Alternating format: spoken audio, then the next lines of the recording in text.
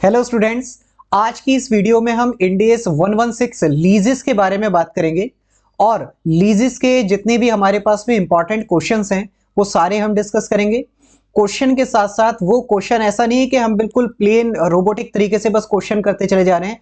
वो क्वेश्चन किस कॉन्सेप्ट से हो रहा है वो भी मैं आपके साथ में ब्रीफ में डिस्कस कर दूंगा कि इस क्वेश्चन में ये कॉन्सेप्ट लग रहा है, और जो भी क्वेश्चन में स्पेसिफिक पॉइंट्स होते हैं जहां पर आप लोग अटकते हैं उसके बारे में भी मैं आपसे के साथ में डिस्कस करता चलूंगा। जो स्पेशल कुछ कुछ चीजें होती हैं जहां पे आपको कॉम्प्लेक्सिटी लगती है कि यार ये कैसे होता है, पता नहीं ये ऐसा क्यों ले रहे हैं, ये वाला रेट क्यों ले रहे हैं, क्यों कर रहे हैं, वो सारी चीजें भी अब आपके साथ में डिस्कस करता चलूंगा। अगर आपने एक बार भी थोड़ा बहुत भी इंड एस 116 के बारे में आपने पढ़ा हुआ है तो आप ये वीडियो देख सकते हैं, आपको सारी चीजें क्रिस्टल क्लियर होती चली नजर आएंगी। ठीक है, तो चलिए शुरुआत करते हैं अपने क्वेश्चंस के साथ में। और क्वेश्चंस जो है मैंने क्वेश्चन बैंक आपके साथ में आपको दिख रहा है। ठीक है, प्रॉब्लम्स जो भी हैं हमारे साथ में वो हम स्किप करते चलेंगे, जो बहुत छोटे छोटे क्वेश्चंस होंगे। सिर्फ मैं बड़े बड़े क्वेश्चंस ही यहाँ पर कराऊंगा। ठीक है, जो छोटे छोटे क्वेश्चंस हैं वो मैं एज्यूम करके चल रहा हूँ कि आपने एक बार इंड एस 116 पढ़ा हुआ है तो आपको बेसिक आइडिया है। ठीक है, तो जो बहुत ही सिमिलर क्वेश्चंस हैं या बहुत ही आपके सिंपल से क्वेश्चंस हैं वो हम यहाँ पर नहीं करेंगे। तो आप आ जाइए अब क्वेश्चन नंबर 10 पे। सबसे पहले हम क्वेश्चन नंबर 10 करेंगे। क्वेश्चन नंबर 10 में मुझे आपको एक जबरदस्त क्लैरिटी देनी है, इसलिए मैं क्वेश्चन नंबर 10 करा रहा हूं। एग्जाम व्यू पॉइंट से नहीं है, लेकिन क्योंकि ये क्वेश्चन का जो क्वेश्चन नंबर 10 का पॉइंट है ये काफी सारे क्वेश्चंस में आ जाता है, तो इसलिए क्वेश्चन नंबर 10 डिस्कस करना बहुत जरूरी है। आइए क्वेश्चन नंबर 10 को रीड करते हैं। कहता है entity A enters into a 5-year lease of an office building. ठीक है, कहता है lease payments are 5 lakh per year, 5 lakh per annum के हिसाब से लीज पेमेंट देंगे। सर ये कौन सी लीज पेमेंट है? भाई कुछ नहीं लिखा तो हम मान लेंगे कि भैया फिक्स लीज पेमेंट है, मतलब बिल्कुल ट्रेडिशनल तरीके से भैया 5 लाख रुपए देना है, दैट्स इट। कहता है and contract includes an additional water charges, पानी का भी भैया पैसा देना पड़ेगा। वाटर चार्जेस एज कैलकुलेटेड 0.50 पर लीटर कंज्यूम। कहता है 50 पैसे पर लीटर जितना पानी यूज करोगे उसके हिसाब से 50 पैसे के हिसाब से आपको पैसा देना पड़ेगा, 50 पैसे पर लीटर के हिसाब से आपको पैसा देना पड़ेगा। आप मुझे बताओ क्या वाटर की चार्जेस जो है वो फिक्स हैं या वेरिएबल हैं? सर वाटर की चार्जेस वेरिएबल हैं। सर इनकी वेरिएबिलिटी किस पे डिपेंड है? सर वाटर चार्जेस की वेरिएबिलिटी किस पे डिपेंड है? Depending upon the usage, usage पर वेरिएबिलिटी डिपेंड है। बात समझ में आती है? ठीक है सर। सर डिपेंडेबिलिटी आपने किस पर है ये वाली बात पे फोकस क्यों करा, आगे चल के बताऊंगा। ठीक है, तो मैंने आपसे कहा कि वाटर चार्जेस की जो वेरिएबिलिटी है, ठीक है, वो आपका यूसेज पर डिपेंड है कि आप वाटर चार्जेस वाटर कितना यूज करेंगे। 50 पैसे पर लीटर के हिसाब से भैया बिल बन जाएगा, पैसा दे देना। ठीक है, कहता है payment are due at the end of the year. ठीक है, ये बात क्या है? ये बात आपकी जब आप प्रैक्टिकल क्वेश्चन करते हैं तो वहां पे आपको डिस्काउंटिंग कैसे लेना है उसमें ये वाली बात हेल्प करती है कि payment at the beginning of the year है या eight the end of the year है। ठीक है, मुझे लगता है इसमें कोई प्रॉब्लम बच्चों को नहीं आती है। कहता है entity A elect to apply the practical expedient to combine lease and non lease component।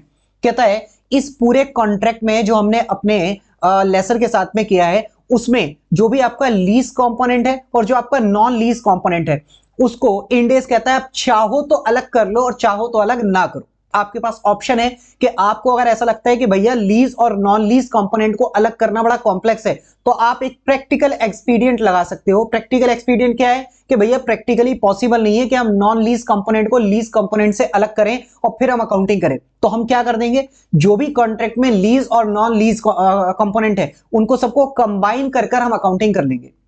ठीक है, ठीक है, ये चीज आपको एग्जेम्पशन दी गई है। आगे बढ़ते हैं। अब देखिए यहां पर आपसे पूछा गया है कि भाई साहब आपका लीज कंपोनेंट क्या है और नॉन लीज कंपोनेंट क्या है। अब बात करते हैं हम सॉल्यूशन की। अच्छा आप मुझे बताओ लीज पेमेंट में क्या क्या आता है। सर लीज पेमेंट में एक तो आता है आपका फिक्स लीज पेमेंट, जो आपको फिक्स लीज पेमेंट देना है, दैट्स इट। ठीक है, उसमें से आप इंसेंटिव वगैरह लेस करते दो वो बात अलग है। ठीक है, वो मैं मानता हूं कि आप आराम से कर लोगे। Variable lease payment, variable lease payment भी आपकी लीज पेमेंट होती है, लेकिन कौन सी वाली वेरिएबल लीज पेमेंट होती है? वो वेरिएबल लीज पेमेंट जिनकी वेरिएबिलिटी डिपेंड है किसी इंडेक्स पर, जैसे सीपीआई इंडेक्स वगैरह हो गया, या फिर किसी रेट पर जैसे कि आपका लिबोर मेबोर वगैरह हो गया, उसके हिसाब से वेरिएबिलिटी आ रही है। मतलब वेरिएबल लीज पेमेंट आपकी लीज पेमेंट में इंड एस 116 के परव्यू में आती है या नहीं। तो इस बात के लिए आपको यह देखना होगा कि वेरिएबल लीज पेमेंट क्या डिपेंड, मतलब उनकी वेरिएबिलिटी किसी इंडेक्स या रेट पर डिपेंड है। अगर यस तो वो वेरिएबल लीज पेमेंट आपका इंड एस 116 के हिसाब से लीज पेमेंट की डेफिनेशन में आएगी। लेकिन अगर उसकी वेरिएबिलिटी इंडेक्स और रेट के अलावा दूसरी दुनिया की किसी भी चीज पर डिपेंड है, तो वो वेरिएबल लीज पेमेंट आपका इंड एस 116 के हिसाब से लीज के परव्यू में नहीं आता है।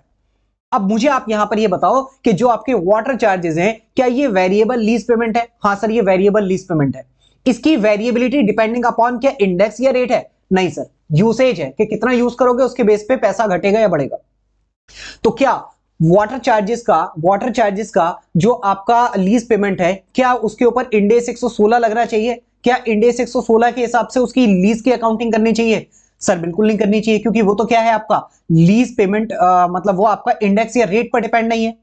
ठीक है जी, तो अब आ जाइए, मैं आपको एक बार सॉल्यूशन रीड करा देता हूं इसका। ठीक है, कहता है as stated payment due at the end of the year, entity A ने इलेक्ट किया apply practical experience not to separate the lease and non lease component. उसने कहा कि हम लीज और नॉन लीज कंपोनेंट को अलग नहीं करेंगे, हमारे बस की बात नहीं है कि हम उसको सेपरेट कर सके, प्रैक्टिकली पॉसिबल नहीं है। कहता है कोई बात नहीं, कहता है एट द कमेंसमेंट डेट पर क्या होगा, एंटिटी ए मेजर करेगी lease liability present value of the fix lease payment 5 lakh रुपए। 5 लाख रुपए अगले कितने साल तक का लीज पीरियड है उसको आप मल्टीप्लाई करके क्या करोगे, आप पीवी कर लोगे, जो भी आपका रेट वगैरह होगा। ठीक है, उससे पीवी करके आप लीज लायबिलिटी अपनी एट द बिगिनिंग निकाल लोगे और आरओई एसेट आप उस वैल्यू पर स्टेट कर दोगे। कहते हैं although entity A has elected to apply the practical experience to combine non lease component that is water charges. Water charges आपका क्या है, नॉन लीज कंपोनेंट है, क्योंकि वो लीज की डेफिनेशन में नहीं आ पा रहा। ठीक है, क्योंकि वो वेरिएबल लीज पेमेंट तो है लेकिन इंडेक्स या रेट पर डिपेंड नहीं है, क्योंकि इंडेक्स और रेट पर डिपेंड नहीं है इसलिए इंड एस 116 में नहीं आएगा। कहता है विद द लीज पेमेंट इसको हम क्या करेंगे, विद द लीज कंपोनेंट इसको हम क्या करेंगे, कंबाइन कर देंगे, भैया सेपरेट नहीं कर रहे। कहता है entity A exclude non lease component from its lease liability. कहता है वाटर चार्जेस को आप लीज लायबिलिटी में इंक्लूड मत करना, क्योंकि वो आपका क्या है, वो आपका इंड एस 116 के हिसाब से लीज पेमेंट की डेफिनेशन में नहीं आता। दैट्स व्हाई लीज लायबिलिटी के अंदर इंक्लूड नहीं होना चाहिए, because they are variable payment that depend upon the usage not on index और rate. That is the nature of the cost does not become fix. कहता है यहां पर फिक्स नहीं बन पा रही ना, वो या तो फिक्स हो या फिर इन सब्सटेंस फिक्स लीज पेमेंट हो। वो भी आपका क्या होता है, जो देखने में तो वेरिएबल लग रही हो लेकिन अगर उसके बारीकी में जाकर देखो तो आप ये पाओगे कि यार इसमें से इतना तो इन सब्सटेंस फिक्स है। वो भी आपका इंड एस 116 के हिसाब से लीज पेमेंट की डेफिनेशन में आता है। ठीक है, इसके अलावा और भी चीजें आती है लीज पेमेंट की डेफिनेशन में, कि जैसे कि आपका कोई आपको पेनल्टीज वगैरह देनी है। ठीक है, परचेज ऑप्शंस वगैरह आपके पास में अवेलेबल है जिसका आपको कंफर्म है, मतलब एक आप मान के चलो कि आपको आप उसको एक्सरसाइज कर ही लोगे। ठीक है, तो वो सब चीजें हैं, तो वो भी आपका लीज पेमेंट में आता है। लेकिन यहां पर हमारे क्वेश्चन में जो है सिर्फ फिक्स पेमेंट और वेरिएबल पेमेंट के बारे में बात की गई है, तो मैं भी उसी के बारे में बात कर रहा हूं। बाकी लीज पेमेंट में ऐसा नहीं है सिर्फ यही दोनों आते हैं, और भी चीजें आती है, मैं आपसे ये कहना चाह रहा हूं। कहता है entity A elect not to separate them from the fix lease payment. कहता है यहां पर उन्होंने अलग करने का फैसला किया, मतलब अलग ना करने का फैसला किया, तो ऐसे में क्या करेगा, एंटिटी ए रिकॉग्नाइज करेगा payment of water charges as variable lease payment. कहते हैं वाटर चार्जेस को एक वेरिएबल लीज पेमेंट मानोगे आप, और प्रॉफिट लॉस अकाउंट में आप बुक करोगे जब जब वो वाटर चार्जेस आपके इनकर होंगे।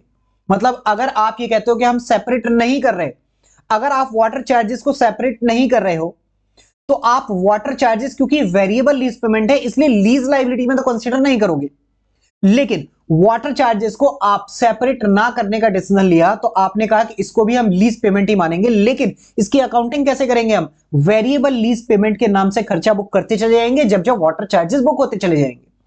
ठीक है, इसके बाद में in contrast if B not elect to apply practical expedient, वो कहता है भाई साहब मैं तो अलग करके छोड़ूंगा, मैं तो सेपरेट करके ही रहूंगा चाहे कितना ही मुश्किल हो जाए, लेकिन मैं लीज कंपोनेंट और नॉन लीज कंपोनेंट को सेपरेट करके ही चलूंगा। कहता है to combine the lease and non lease component then recognises the payment of water charges as an operating expense in profit loss account. अगर भाई साहब आप कहते हो कि हम तो वाटर चार्जेस को अलग करेंगे, लीज कंपोनेंट से अलग करेंगे, और जो आपका फिक्स लीज पेमेंट है उसे अलग करेंगे, मतलब लीज कंपोनेंट और नॉन लीज कंपोनेंट को अलग करेंगे, तो ऐसे में वाटर चार्जेस को आप क्या करोगे, ऑपरेटिंग एक्सपेंस के तौर पे प्रॉफिट लॉस में दिखाओगे। और अगर आप कहते हो नहीं यार अलग नहीं कर सकते, पॉसिबल ही नहीं है, तो भी आपको वाटर चार्जेस को व्हेन दे विल इनकर्ड आपको प्रॉफिट लॉस में ही दिखाने पड़ेंगे, but in the name of variable lease payment. बात समझ में आती है? तो यहां पर आपकी कंफ्यूजन दूर हुई। जो आपको लगता था ऐसा कि भाई साहब अगर हम प्रैक्टिकल एक्सपीडियंट लगा देंगे तो वाटर चार्जेस को भी लीज लायबिलिटी में दिखा देंगे, अगर आपको ऐसा लगता था तो आपको गलत लगता था। ये गलती आप क्वेश्चंस में नहीं करना, ठीक है। सिर्फ यही वाली बात मुझे आपको समझानी थी, जो मैंने रेगुलर क्लास में भी समझाई, यही वाली बात मुझे आपको समझानी थी, जिसकी वजह से मैंने ये वाला क्वेश्चन आपका कराया। बात समझ आती है? चलिए जी, ये क्वेश्चन होता है कंप्लीट आपका। तो चलिए जी अगले क्वेश्चन पे आ जाइए। अगला क्वेश्चन कौन सा कराऊं मैं आपको? मैं अगला क्वेश्चन एक ऐसा क्वेश्चन चाह रहा हूं जो प्लेन वनीला क्वेश्चन हो, जिसमें प्योर आपसे लीज लायबिलिटी निकलवाए वो, और आरओ एसेट निकलवाए, जिसमें कोई गड़बड़ घोटाला झमेला झमेला कुछ ना हो, ठीक है। तो मैं एक बार ढूंढता हूं, ऐसा कोई क्वेश्चन मुझे मिला नहीं जो बिल्कुल प्लेन हो, लेकिन हाँ ठीक है, आप क्वेश्चन नंबर 34 पे आ जाओ। Question number 33, sorry, question number 33 के थ्रू मैं आपको बेसिक कॉन्सेप्ट जो है वो मैं आपको समझा दूंगा। क्वेश्चन नंबर 33 आ गया।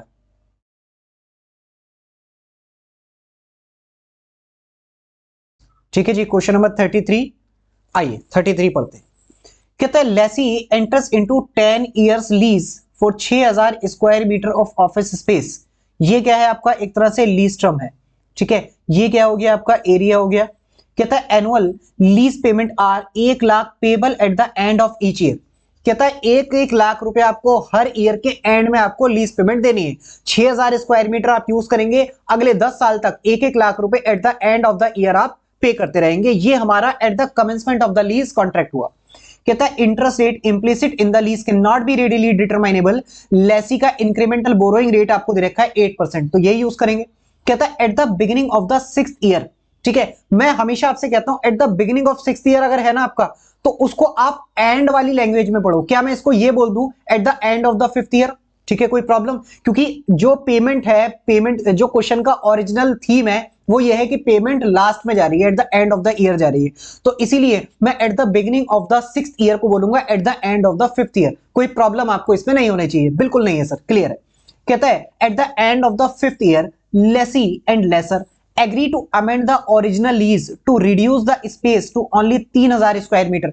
कहता है 5 साल तक भाई साहब आपका 6000 स्क्वायर मीटर ऑफिस यूज कर लिया, लेकिन 5वें साल के एंड में उसने बोला भाई साहब इतने ऑफिस स्पेस की तो अपने को जरूरत ही नहीं है, स्टाफ बचा ही नहीं है, सारा स्टाफ छोड़ छोड़ के जा रहा है, हमारा सैलरी हम देते नहीं है, ठीक है। 3000 स्क्वायर मीटर हमें ऑफिस स्पेस बस चाहिए, उसी में हमारा काम चल जाएगा। तो इसका मतलब 5वें साल के एंड में अगले 5 साल के लिए, आधा पीरियड हो गया ना, 10 साल के लिए लिया था, ठीक है। तो उन्होंने कहा अब जो फ्यूचर में हम आपका स्पेस यूज करेंगे वो सिर्फ 3000 square metre office space use करेंगे। कहता है original space starting from the first quarter of year 6। तो क्वार्टर सब भूल जाओ आप, पहले beginning of the 6th year से मानो या and of the 5th year से मानो, ठीक है। कहता है एनुअल फिक्स लीज पेमेंट 6 से 10 साल के लिए क्या होगी आपकी? 60,000। भाई आपने ऑफिस स्पेस कम कर लिया, वो क्यों कम कराया होगा बताओ? ताकि लीज पेमेंट कम हो जाए। तो अगर आप स्पेस मतलब आप स्कोप को कम कर रहे हैं, आप 6000 स्क्वायर मीटर से 3000 स्क्वायर मीटर ले रहे हैं, तो डेफिनेटली आप रिड्यूस करवाना चाह रहे हैं उससे रेंट, ठीक है। तो ये तो आपका होगा ही होगा, ठीक है। ये आप थ्योरेटिकली डाउट मत लेके आना सर ऐसा भी तो हो सकता है ऑफिस का स्पेस तो रिड्यूस हो गया लेकिन लीज पेमेंट उतनी है, तो भाई ऐसे में स्पेस रिड्यूस ही क्यों कराएगा लेसी, ठीक है। तो ऑफिस स्पेस आपका कम होगा नहीं होगा? बिल्कुल होगा सर। जैसे मैं आपको प्रैक्टिकल एग्जांपल बताऊं, जब मैं जॉब किया करता था तो वहां पे हमारे बॉस ने क्या किया था कि भाई ऑफिस स्पेस था हमारे पास में कुछ 50 यार्ड का कुछ ऑफिस स्पेस था, और जैसे आपने देखा होगा ना कॉर्पोरेट्स वगैरह में बिल्डिंग्स, कॉर्पोरेट बिल्डिंग्स में वो लकड़ी की शीट लगा देते हैं बस, और वो दूसरा ऑफिस बन गया, लकड़ी की शीट बीच में डाल दिया और दूसरा ऑफिस उधर हो गया। तो हमने क्या करा, बराबर वाला ऑफिस स्पेस भी लेना था, तो हमने बोला कि भाई साहब ये जो दीवार है ये तोड़ दो, बिरला सीमेंट की दीवार तोड़ दो और ऑफिस को थोड़ा सा बड़ा कर लो। तो हमने ऑफिस स्पेस को वहां पे बढ़ा लिया था। तो आप मुझे बताओ जब ऑफिस स्पेस बढ़ाया तो रेंट भी बढ़ गया। यहां पे हमारे क्वेश्चन में क्या बोल रहा है? ऑफिस स्पेस कम कर लिया तो रेंट भी कम हो गया। कितना हो गया? 60,000। बात समझ में आती है? कहता है लेसी का incremental borrowing rate at the beginning of the 6th year कितना है? 6%। मतलब जब अमेंड हो रहा है, लीज अमेंड हो रही है, उस दिन कितना है आपका रेट? 6th ईयर है। कहता है you are required to analyse. देखो सबसे पहले इंपॉर्टेंट पॉइंट ये समझना है, वो आपसे सिर्फ नंबर गेम नहीं पूछ रहा कि भैया सिर्फ नंबर डेबिट क्रेडिट करके दे दो, पीवी करके दे दो, सिर्फ इतना नहीं पूछ रहा आपसे, कह रहा है एनालाइज करके बताओ effect of the said modification. मतलब आपको थोड़ी बहुत इसमें अपना इंग्लिश में बातें करनी है कि भैया ऐसे ऐसे किया है तो स्कोप घटा है, ये होगा वो होगा, मतलब सारी चीजें एनालाइज करके आना है। And give journal entry. आप क्या करके आते हो? सिर्फ जर्नल एंट्री देके आते हो, फिर आप कहते हो कि सर 10 में से 3 नंबर मिले, मैंने तो पूरी जर्नल एंट्री सही करी थी। ठीक है, तो इसलिए करी थी। क्यों इसलिए मिले 3 नंबर? क्योंकि आपने ये वाला पोर्शन एनालाइज करने वाला आपने किया ही नहीं, आपने सिर्फ जनरल एंट्री, देसी तरीके से आप जनरल एंट्री पास करके आ गए। ठीक है, तो आपको ये चीज ध्यान रखनी है कि रिक्वायरमेंट बिल्कुल करेक्टली ध्यान से पढ़ना है। कहता है same in the books of the Lesi, किसकी बुक्स में मांग रहा है, ये भी बड़ा इंपॉर्टेंट है, लेसर की बुक्स में मांग रहा है या लेसी की बुक्स में मांग रहा है, उसी हिसाब से आपको काम करना है। ठीक है, ठीक है, तो ऐसा हो सकता है कि यहां पर लेसी ना लिखकर वो लेसर लिख देता और आप मान के चलते अरे लेसी का ही आता है क्वेश्चन तो। ठीक है, तो ये चीज ध्यान में रखनी है आपको। पीवी दे रखा है आपको, ठीक है, ये आपको डिस्काउंटिंग फैक्टर दे रखे हैं, यही वाले यूज करने हैं, अपना दिमाग नहीं लगाना। अगर क्वेश्चन में दे रखा है तो वही यूज करना है, फिर अपना दिमाग भूल जाओ, जो ले रखा है वही। ये गलत भी आ रहे हो ना तो भी आप यही यूज करना। मगर मतलब अगर मान लो 8% पे पहले साल का पी फैक्टर, मैं ये कहता हूं 9259 नहीं आ रहा, कुछ और आ रहा है, आपने कैलकुलेट किया, कौन सा लोगे, यही वाला लोगे। ठीक है, ऐसा वैसा होगा नहीं, 0.0001% चांसेस है कि ऐसा पी फैक्टर गलत दे दे। ठीक है, डिस्काउंटिंग फैक्टर का गलत दे दे लिख के, लेकिन मैं आपसे ये कह रहा हूं अगर ऐसा हो भी जाए तो भी ये यूज करना है। ठीक है, इस चीज का आपको ध्यान में रखना है। चलिए जी, अब क्वेश्चन से सबसे पहले कहां से स्टार्ट करेंगे? मैंने आपसे कहा कि आप बिल्कुल क्रोनोलॉजिकली क्वेश्चन को स्टार्ट किया करो। सबसे पहले तो मुझे at the beginning of the lease की अकाउंटिंग करनी है ना। क्या उस दिन मुझे ये, जिस दिन मैंने लीज में एंटर हुआ पहले साल के बिगिनिंग में, क्या उस दिन मुझे ये ख्वाब आ रहा होगा कि 5वें साल के एंड में जाके मेरा जो स्टाफ छोड़ के चला जाएगा और मैं जो ऑफिस स्पेस कम करा लूंगा, रेंट कम हो जाएगा? नहीं आएगा ना। तो पहले साल के बिगिनिंग में तो पहले साल के हिसाब से अकाउंटिंग करनी है। अभी मॉडिफिकेशन क्या हुआ है भूल जाओ ना, कोई दिक्कत ही नहीं है। तो मैंने आपसे कहा सबसे पहले आपकी देखो एट द कमेंसमेंट डेट आपकी लीज की लायबिलिटी और आरओ एसेट कितना होगा। क्या लीज की लायबिलिटी निकालने का तरीका होता है कि भैया जितना जितना पेमेंट देना है, 1-1 लाख रुपए का पेमेंट देना है, 8% का पीवी फैक्टर था सर, 6% क्यों नहीं लिया भाई? 6% तो eight the end of 5th year है ना, आपका बिगिनिंग वाली डेट में तो 8% है, तो 5वें साल के एंड में डिस्काउंटिंग फैक्टर इंटरेस्ट रेट 6% हो जाएगा। ये वाली बात मुझे क्या पहले पता होगी? नहीं पता होगी, तो कौन सा रेट लेंगे सर? 8% लेंगे। 8% के पीवी फैक्टर से इन्होंने डिस्काउंटिंग करके 6,71,000 का क्या निकाल लिया? Lease liability. क्या आरओयू असेट की एडजस्टमेंट के लिए कोई और पॉइंट हमें दे रखा है जिसकी वजह से आरओयू असेट को हमें घटाना या बढ़ाना चाहिए? कोई ऐसी चीज कि भैया डायरेक्ट जो है कॉस्ट लगी है, कोई हमारी कुछ हमने स्टैम्प पेपर परचेज करे, वकील साहब की फीस दी, कुछ ऐसा नहीं लिखा हुआ, तो हम क्या करेंगे? 6,71,000 रुपए हमारी आरओयू असेट बन जाएगी और 6,71,000 रुपीज ही हमारी क्या बन जाएगी? लीज लायबिलिटी बन जाएगी। क्या यही अकाउंटिंग इन्होंने करी होगी? इसकी जनरल एंट्री मारी इन्होंने स्टार्टिंग की? स्टार्टिंग की जनरल एंट्री नहीं मारी इन्होंने, लेकिन स्टार्टिंग की जनरल एंट्री अगर मैं आपको अलग से पास कराऊं तो क्या हो जाएगा आपका? ROU asset debit to lease liability 6,71,000। बात समझ आती है? उसके बाद में सर क्या होगा? अमोर्टाइजेशन टेबल बनाएंगे। अमोर्टाइजेशन टेबल जब हम बनाएंगे तो कैसे बनाएंगे सर आरओयू असेट को डेप्रिशिएट करते चले जाएंगे। 6,71,000 की जो आरओयू असेट है उसको हम कितने साल में डेप्रिशिएट करेंगे? सर लीज टर्म में डेप्रिशिएट करेंगे। 10 इयर्स का लीज टर्म है हमारा, तो 10 इयर्स में हम डेप्रिशिएट करते चलेंगे और at the modification date ROU asset का क्लोजिंग बैलेंस निकाल लेंगे। मुझे आप बताओ 6,71,000 को अगर 5 साल तक डेप्रिशिएट करता चला जाऊं तो क्या 3,35,500 रुपए का ये आपका फिफ्थ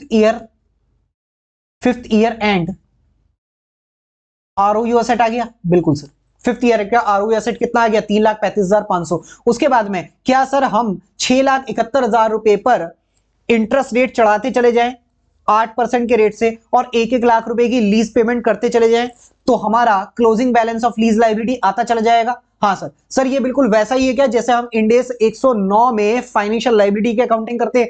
बिल्कुल, ये लीज लायबिलिटी भी तो फाइनेंशियल लायबिलिटी ही है, बस लीज के लिए अलग से इंड एस बनाया हुआ है इसलिए यहां पे पढ़ते हैं, लेकिन टेक्निकली मैकेनिज्म बिल्कुल सेम है, नेचर अलग है, टेक्निकली मैकेनिज्म बिल्कुल सेम है। ठीक है, कि अकाउंटिंग कैसे करनी है, तो सेम वैसे ही आपको काम करना है। तो ऐसा करते करते करते करते मैंने 3,99,258 रुपए का लीज लायबिलिटी का क्लोजिंग बैलेंस निकाल दिया जो मेरी बुक्स में आ रहा होगा eight the end of 5th year. तो आप मुझे बताओ क्या मेरे पास में लीज लायबिलिटी और आरओयू एसेट का eight the end of 5th year books में क्या क्या बैलेंस आ रहे हैं? वो आ गए? बिल्कुल आ गए सर, बिल्कुल आ गए। बात समझ में आती है? अब आप मुझे बताओ 5वें साल के एंड में क्या हुआ या 6th ईयर बिगिनिंग में क्या हुआ? सर 5वें साल के एंड में ये हुआ कि हमने बोला भाई साहब 6,000 स्क्वायर मीटर यूज नहीं करना है, सिर्फ 3,000 स्क्वायर मीटर यूज करना है। मुझे आप एक बात बताओ, ये जो 3,35,500 है ये क्या रिप्रेजेंट करता है? ये 6,000 स्क्वायर मीटर एरिया अगले 5 साल में जो मैं यूज करने वाला हूं उसका बैलेंस है 3,35,500। सर अगले 5 साल में क्यों भाई? आप पिछले 5 साल भी तो यूज करते आ चुके हैं ना, डेप्रिशिएट हो गया, तो डेप्रिशिएट होकर 5वें साल के एंड में 3,35,500 का आरओई एसेट है। बिल्कुल ठीक सर। तो ये 3,35,500 क्या रिप्रेजेंट करता है? ये रिप्रेजेंट करता है 6,000 स्क्वायर मीटर को, जो कि अगले 5 साल में यूज होगा।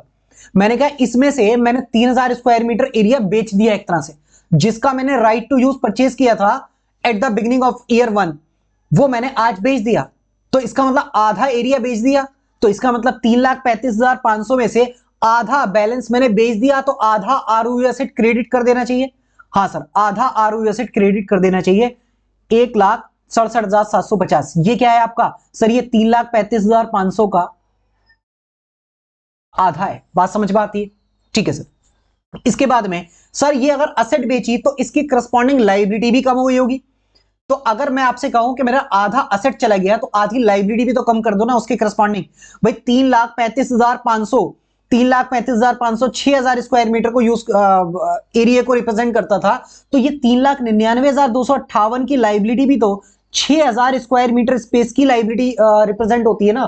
तो 3,000 स्क्वायर मीटर की कितनी लायबिलिटी रिप्रेजेंट होनी चाहिए? तो हमने कहा 3,99,258 का भी आधी लायबिलिटी में खत्म कर दूंगा अपनी बुक से, और आधी लायबिलिटी रहेगी। तो 3,99,258 की आधी लायबिलिटी खत्म करेंगे तो कितनी लायबिलिटी कम हो गई? 1,99,629 रुपए। इतने ही आ रहा है ना? ये कितना हो रहा है? ये 3,99,258 डिवाइडेड बाय 2, 50% कर दिया ना। तो उसको आप कैसे भी कर लो, डिवाइड बाय 2 कर लो डायरेक्ट, या फिर आप पूरा एरिया डिवाइड कर दो 6,000 मल्टीप्लाई बाय 3,000, तो एक ही बात आएगी। ठीक है, तो मैं उस तरीके से नहीं जा रहा, मैंने आपको डायरेक्ट क्रक्स बता दिया कि आधा आधा कर दिया मैंने। ठीक है, तो इतनी लायबिलिटी मेरी कम हो गई। तो मैंने आपसे कहा कि मेरा 3,000 स्क्वायर मीटर यूज करने का जो राइट था उसको रेलिंक्विश करके बेच के वापस से बेचकर असेट तो कम हुई 1,67,000 की, लेकिन लायबिलिटी करस्पॉन्डिंगली 1,99,000 की कम हो गई। ठीक है, तो हमारे पास में क्या आ जाएगा? प्रॉफिट आ जाएगा 31,879 रुपए का। भाई सिंपल तरीके से सोचो, बिल्कुल सिंपल तरीके से। असेट गई कुछ करने पर, मॉडिफिकेशन करने पर असेट गई 1,67,000 रुपए से, लायबिलिटी गई 1,99,000 रुपए से, तो हमारा प्रॉफिट हो गया ना, फायदा हो गया। लायबिलिटी ज्यादा कम हुई इन कंपेरिजन टू असेट। ठीक है सर। तो इसके बाद में सर हमारा असेट का बैलेंस कितना आ गया होगा आफ्टर मॉडिफिकेशन? Sir 1,67,750 remaining 50%। और सर लायबिलिटी का बैलेंस कितना आ गया होगा? 1,99,629 रुपए रिमेनिंग 50%। तो सर 1,99,629 रुपए liability after modification at the end of 5th year आ रही है। इसका मतलब सर ये है कि जो फ्यूचर में हमें देना है उसकी प्रेजेंट वैल्यू है, यही होनी चाहिए। भाई आज की डेट में लायबिलिटी कितनी दिखनी चाहिए? जो फ्यूचर में देना है उसकी प्रेजेंट वैल्यू आज रिप्रेजेंट करनी चाहिए। यही मैंने आपको बेसिक कॉन्सेप्ट में इंड AS 116 में बताया था, जहां पर हमारा सारे कॉन्सेप्ट कवर हो जाते हैं, कुछ भी नहीं बचता इस लाइन के बाद में कि भैया आज की डेट में हमारी लायबिलिटी का बैलेंस कितना दिखना चाहिए। वो दिखना चाहिए जो फ्यूचर में देना है उसकी प्रेजेंट वैल्यू। तो सर आप फ्यूचर में कितना देना है? फ्यूचर में आपको 3,000 स्क्वायर मीटर एरिया यूज करने के 60,000 रुपए देने। सर वो आधी एरिया तो आधा गया, लेकिन लायबिलिटी जो है आधी क्यों नहीं करी उन्होंने? 50,000 होनी चाहिए थी ना। मैंने कहा भाई वो आपकी कॉल नहीं है, वो तो आपने म्यूचुअली बैठ के डिस्कस किया होगा, तो 60,000 में फाइनल हुआ कि भैया ठीक है 3,000 स्क्वायर मीटर एरिया यूज कर लेना, 60,000 रुपए किराया दे देना, 40,000 रुपए हमने कम कर दिया आपका किराया आगे आगे के लिए। तो अच्छा सर यहां पर हमने बोला कि भैया हमें फ्यूचर में क्या देना है? हमें फ्यूचर में अगले 5 साल में। अच्छा फ्यूचर अब कितने साल का है? अब अगले 5 साल का फ्यूचर है। ठीक है, 5 साल का फ्यूचर है, अगले 5 साल में कितना देना है? सर 60,000 रुपए पर मंथ देने हैं। तो मैंने आपसे कहा कि आज की डेट में लायबिलिटी कितनी दिखनी चाहिए, लायबिलिटी पे फोकस है, लायबिलिटी कितनी दिखनी चाहिए? सर 60,000 मल्टीप्लाई बाय 5 को न्यू डिस्काउंटिंग रेट 6% से पीवी करो तो कितना आएगा? सर वो निकाल के दिया। कहां निकाला सर? कहां गया? ये रहा। हमने कहा अगले 5 साल में 6 साल से लेकर 10 साल तक 60,000 रुपए आपको देने हैं। इसको अगर न्यू डिस्काउंटिंग रेट से पीवी करें तो हमारी लायबिलिटी आनी चाहिए 2,52,744। 2,52,744 is the liability eight the end of 5th year. और ये क्या रिप्रेजेंट करती है कि फ्यूचर में जो 60,000 रुपए देने हैं उसकी प्रेजेंट वैल्यू 6% के रेट से। और हमारी लायबिलिटी बुक्स में कितनी आ रही है? 1,99,629 रुपए। तो हमारी लायबिलिटी आ रही है 1,99,629 रुपए आफ्टर मॉडिफिकेशन। बट हमारी लायबिलिटी आनी चाहिए कितनी? हमारी आनी चाहिए 2,52,744 रुपए, क्योंकि हमें जो फ्यूचर में देना है उसकी प्रेजेंट वैल्यू 2,52,744 रुपए है। तो हमें लायबिलिटी क्या कर देनी चाहिए? बढ़ा देनी चाहिए। कितने अमाउंट से बढ़ा देनी चाहिए? सर 53,115 रुपए से बढ़ा देनी चाहिए। तो हमने कहा लीज लायबिलिटी बढ़ा दो 53,115 रुपए से। यहां पर आपका आरओई एसेट भी बढ़ जाएगा 53,115 रुपए से। रेट के डिफरेंस की वजह से जो भी हमारा आता है वो आरओई एसेट में जाएगा। ठीक है, यहां पर सर, यहां पर आपने प्रॉफिट लॉस क्यों निकाला? भैया प्रॉफिट लॉस निकालने का सीधा सा बेसिक सा कॉन्सेप्ट है कि आपने चीजों को बेचा है, बेचने पे प्रॉफिट लॉस आता है। तो मैंने आरओयू एसेट कुछ राइट बेचा था, आधा राइट बेच दिया था, इसलिए प्रॉफिट लॉस आया। लेकिन यहां पर आप ये नहीं कहोगे कि सर आरओयू एसेट हटा दो, PL debit to liability, lease liability कर दो 53,000। नहीं भाई नहीं, यहां पे कोई बेचा या खरीदा बेचा थोड़ी है जो प्रॉफिट लॉस पे आप एडजस्ट करोगे इस लीज लाइबिलिटी के बैलेंस को। यहां तो आरओयू एसेट बढ़ाओगे आप, ठीक है। तो हमने कहा 53,115 रुपए से आरओयू एसेट बढ़ा दोगे और लीज लाइबिलिटी बढ़ा दोगे। इसके बाद में आपकी लीज लाइबिलिटी कितनी आ जाएगी? 2,52,744 रुपए। बात समझ में आती है? तो ये पहला क्वेश्चन था बड़ा वाला, इसलिए मैंने डिटेल में कराया। आगे के क्वेश्चन हम करस्पॉन्डिंगली थोड़ा सा कंपैरेटिवली कम टाइम लगा के करेंगे। चलिए जी, तो इसी के साथ में ये वाला क्वेश्चन कंप्लीट हो गया। आई होप आपको समझ में आया होगा। एक बार जरूर प्रैक्टिस करना आप खुद से करने की, आपको 100% क्लैरिटी आ जाएगी। चलिए जी, अब आ जाइए आप अगले क्वेश्चन पे। अगला क्वेश्चन हम करेंगे चलो 34 ही कर लेते हैं, क्योंकि आपका सेल एंड लीज बैक वाला है। आइए, इसमें बच्चे जो है ना वो रट्टा लगाते हैं। मैं बताऊंगा कहां पे रट्टा लगाते हैं, ठीक है, और उसको कैसे आपको समझते हुए करना है वो भी मैं आपको बताऊंगा, ठीक है। वहां पे बिल्कुल एकदम बेसिक कॉन्सेप्ट है और कुछ नहीं। Venus limited seller lessee, seller भी है और लेसी भी है। सेल करके इसने वापस लीज पे लिया है अपनी एसेट को। Sale a building to Mars limited buyer lessor, इसने चीज को बाय किया और वापस लीज पर दे दिया। तो ये बायर भी हो गया और लेसर भी हो गया, ठीक है। तो ये चीज मुझे लगता है आपको समझ में आती होगी। For cash of rupees 28 lakh, 28 lakh रुपए में ये ट्रांजेक्शन हुई। कहता है immediately before the transaction building is carried at a cost of rupees 13 lakh. 13 lakh की कॉस्ट पे बिल्डिंग बेचने से पहले बुक्स में दिख रही थी, ठीक है। बिल्डिंग बुक्स में कितनी दिख रही थी वीनस लिमिटेड के? 13 लाख रुपए से। मतलब 13 लाख रुपए की अपनी ही बिल्डिंग सामने वाले बायर को बेच दी और उससे अपनी ही बिल्डिंग वापस से लीज पर ले ली। बेचा और वापस लीज पर ले लिया। और बेचने से पहले कितने की दिख रही थी बिल्डिंग कॉस्ट पे? 13 लाख रुपए की दिख रही थी, ठीक है सर। कहता है at the same time seller lessee enter into a contract with buyer for the right to use the building for 20 year. उसने कहा इसी बिल्डिंग को मुझे 20 साल के लिए तुम लीज पर दे दो with an annual lease payment of 2 lakh payable at the end of the each year. कहता है अगले 20 साल तक मैं आपको 2-2 लाख रुपए, मतलब टोटल 40 लाख रुपए आपको लीज की पेमेंट करूंगा। बात समझ में आती है यहां तक? इसके बाद में आगे बढ़ते हैं। देखो ये वाला जो पैराग्राफ है ना, ये ज्यादा काम का नहीं है, ये हम छोड़ रहे हैं, ठीक है। आगे बढ़ते हैं। कहता है fair value of the building at the date of sale 25 lakh. कहता है सेल डेट पर आपकी फेयर वैल्यू कितनी थी बिल्डिंग की? 25 लाख रुपए की फेयर वैल्यू थी, जो कि बुक्स में 13 लाख रुपए की दिख रही थी। तो सर ये तो गलत हो गया। भाई गलत क्या हो गया? उसने कॉस्ट मॉडल पे फॉलो किया होगा अपनी पीपी को। 13 लाख रुपए भी दिखा रखी थी, फेयर वैल्यू 25 लाख थी, ये इन्होंने हमें बता दिया at the time of sale. कहता है इनिशियल डायरेक्ट कॉस्ट। अच्छा सर इस 25 लाख का यूज क्या है? भाई जो बेची होगी उसने 28 लाख रुपए में बेची 25 लाख वाली चीज, जिसका कायदे से जो बिल्कुल उचित दाम था वो 25 लाख रुपए था। 28 लाख रुपए में बेचा। सामने वाला बंदा बेवकूफ है या आप ज्यादा समझदार हो? ना वो बेवकूफ है ना आप ज्यादा समझदार हो। 3 लाख रुपए जो आपको एक्सेस मिले, it is a financial liability, वो आपने लोन लिया है उससे। असेट को बेचने के तो 25 लाख ही मिले, बाकी 3 लाख रुपए जो एक्स्ट्रा मिले 28 लाख में, वो आपको क्या मिला है? लोन मिला है। मतलब आपने 25 लाख वाली चीज 28 लाख में बेच दी। तो इंडेस ये कहता है कि ऐसा मत कहना कि हमने तो सर नेगोशिएशन अच्छी कर ली इसलिए हमने अच्छी रेट से बेच दी। कहता है ऐसा कुछ नहीं होता, कोई नेगोशिएशन अच्छी नहीं करता। मार्केट में जो भी काम होता है फेयर वैल्यू पे होता है, इंडेस ये मानते हुए चलता है। कहता है ये 28 लाख रुपए में से आपने 25 लाख की तो बिल्डिंग बेची है सामने वाले को, और 3 लाख रुपए आपने उससे लोन लिया है, ठीक है, जो कि आप वापस करोगे। सर कहां वापस? हम तो कर ही नहीं रहे वापस। इंडेस क्या कहता है? ये 3 लाख रुपए भी इस 2 लाख रुपए में जा रहे हैं आपके, कहां है? ये जो 2 लाख रुपए है ना, ये 2 लाख रुपए जो आप लीज पेमेंट दोगे उसे, उस 2 लाख रुपए में आपकी जो है ये 3 लाख रुपए की भी इंस्टॉलमेंट का पैसा इसमें इंक्लूड है, ठीक है। आपने लीज पेमेंट को ज्यादा अमाउंट से दिखाया होगा, करस्पॉन्डिंगली जितना दिखाना चाहिए था, और इस 2 लाख में इंक्लूड है 3 लाख रुपए की रीपेमेंट भी, ठीक है। जो आप 2-2 लाख रुपए हर साल दोगे उसमें 3 लाख रुपए की रीपेमेंट भी इंक्लूड होती हुई चल रही है।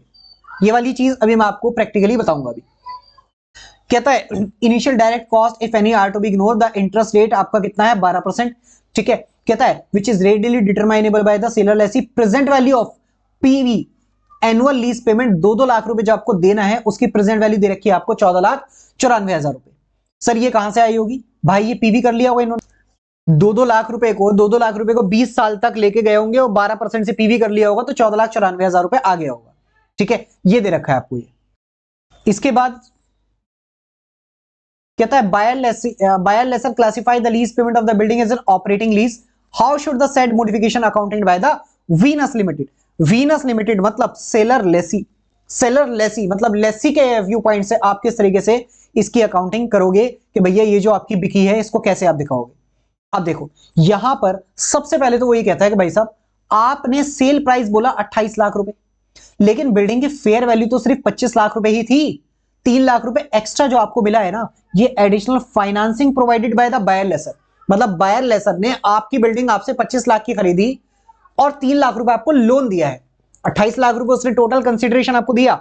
इंडेस कहता है ये total consideration 28 lakh is not solely for the sale of building, it includes 25 lakh रुपए for sale of building and 3 lakh रुपए उसने लोन आपको दिया है।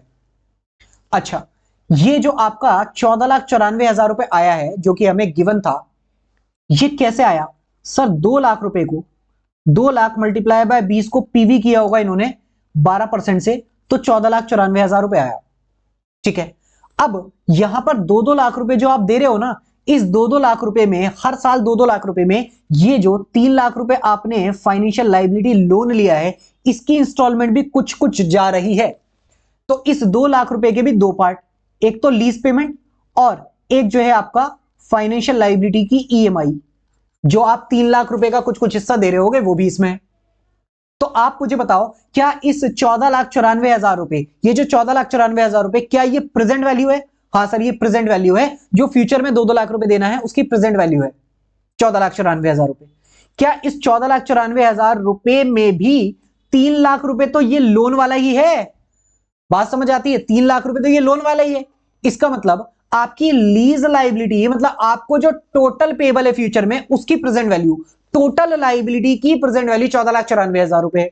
इस टोटल लाइबिलिटी में से मुझे साफ नजर आ रहा है आज की डेट में 3 लाख रुपए तो लोन ही ले रखा है, तो बाकी का 11,94,000 रुपए क्या होगा? वो होगा लीज लाइबिलिटी। क्या बाइफिकेट कर दिया हमने कि भैया लीज लाइबिलिटी 11,94,000 रुपए और 3 लाख रुपए हमारा लोन, 3 लाख रुपए हमारा लोन और 11,94,000 रुपए हमारा लीज लाइबिलिटी।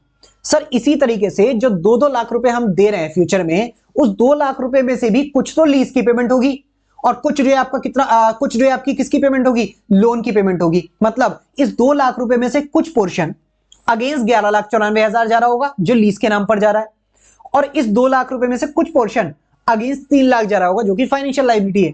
सर ये अलग अलग क्यों कर रहे हो? आप एक ही कर दो ना, क्या दिक्कत है? 14,94,000 रुपए को 2 लाख के हिसाब से आप अकाउंटिंग करते चले जाओ। और भाई ऐसे कैसे कर लोगे? लीज पर इंड AS 116 लगता है, वहां पे चीजें अलग तरीके से चलेंगी, और जो आपका 3 लाख है वो फाइनेंशियल लायबिलिटी, उस पर चीजें अलग तरीके से चलेंगी। और प्रेजेंटेशन जो आती है इंड AS के हिसाब से, आपको प्रेजेंटेशन भी तो वैसे करनी पड़ेगी ना। फाइनेंशियल लायबिलिटी अलग तरीके से दिखाना होता है, लीज लायबिलिटी अलग तरीके से दिखाना होता है, तो इसलिए आपको अलग अलग करना ही पड़ेगा। आप मुझसे ये नहीं कहना कि सर आप दिखाओ ओपनिंग लायबिलिटी 14,94,000 और उसको 12% से इंटरेस्ट चढ़ाओ और 2 लाख रुपए आप पेमेंट पे करते चले जाओ और क्लोजिंग बैलेंस निकालते चले जाओ। ऐसा मत कर देना भाई, बिल्कुल गलत हो जाएगा। आपको 11,94,000 रुपए पर लीज की अकाउंटिंग करनी पड़ेगी और 3 लाख रुपए पर फाइनेंशियल लायबिलिटी की अकाउंटिंग करनी पड़ेगी। बात समझ में आती है? तो मैंने आपको नीड फील कराई why we should identify these two figures. अब आइए जी कि सर यहां पर जनरल एंट्री हम क्या बनाएंगे। तो देखो मैं पहले सीधे जनरल एंट्री पे आ रहा हूं, फिर यहां की फिगर्स कैसे कैसे निकाली उसके बारे में बात करेंगे। कहता है बैंक से पैसा आएगा आपके पास में 28 लाख, कोई प्रॉब्लम आपको इस बात से? नहीं सर। बिल्डिंग जाएगी मेरी बुक से 13 लाख रुपए की, कोई प्रॉब्लम आपको इस बात से? भाई 28 लाख रुपए बैंक से पैसा आया, पूरा 13 लाख रुपए की बिल्डिंग चली गई।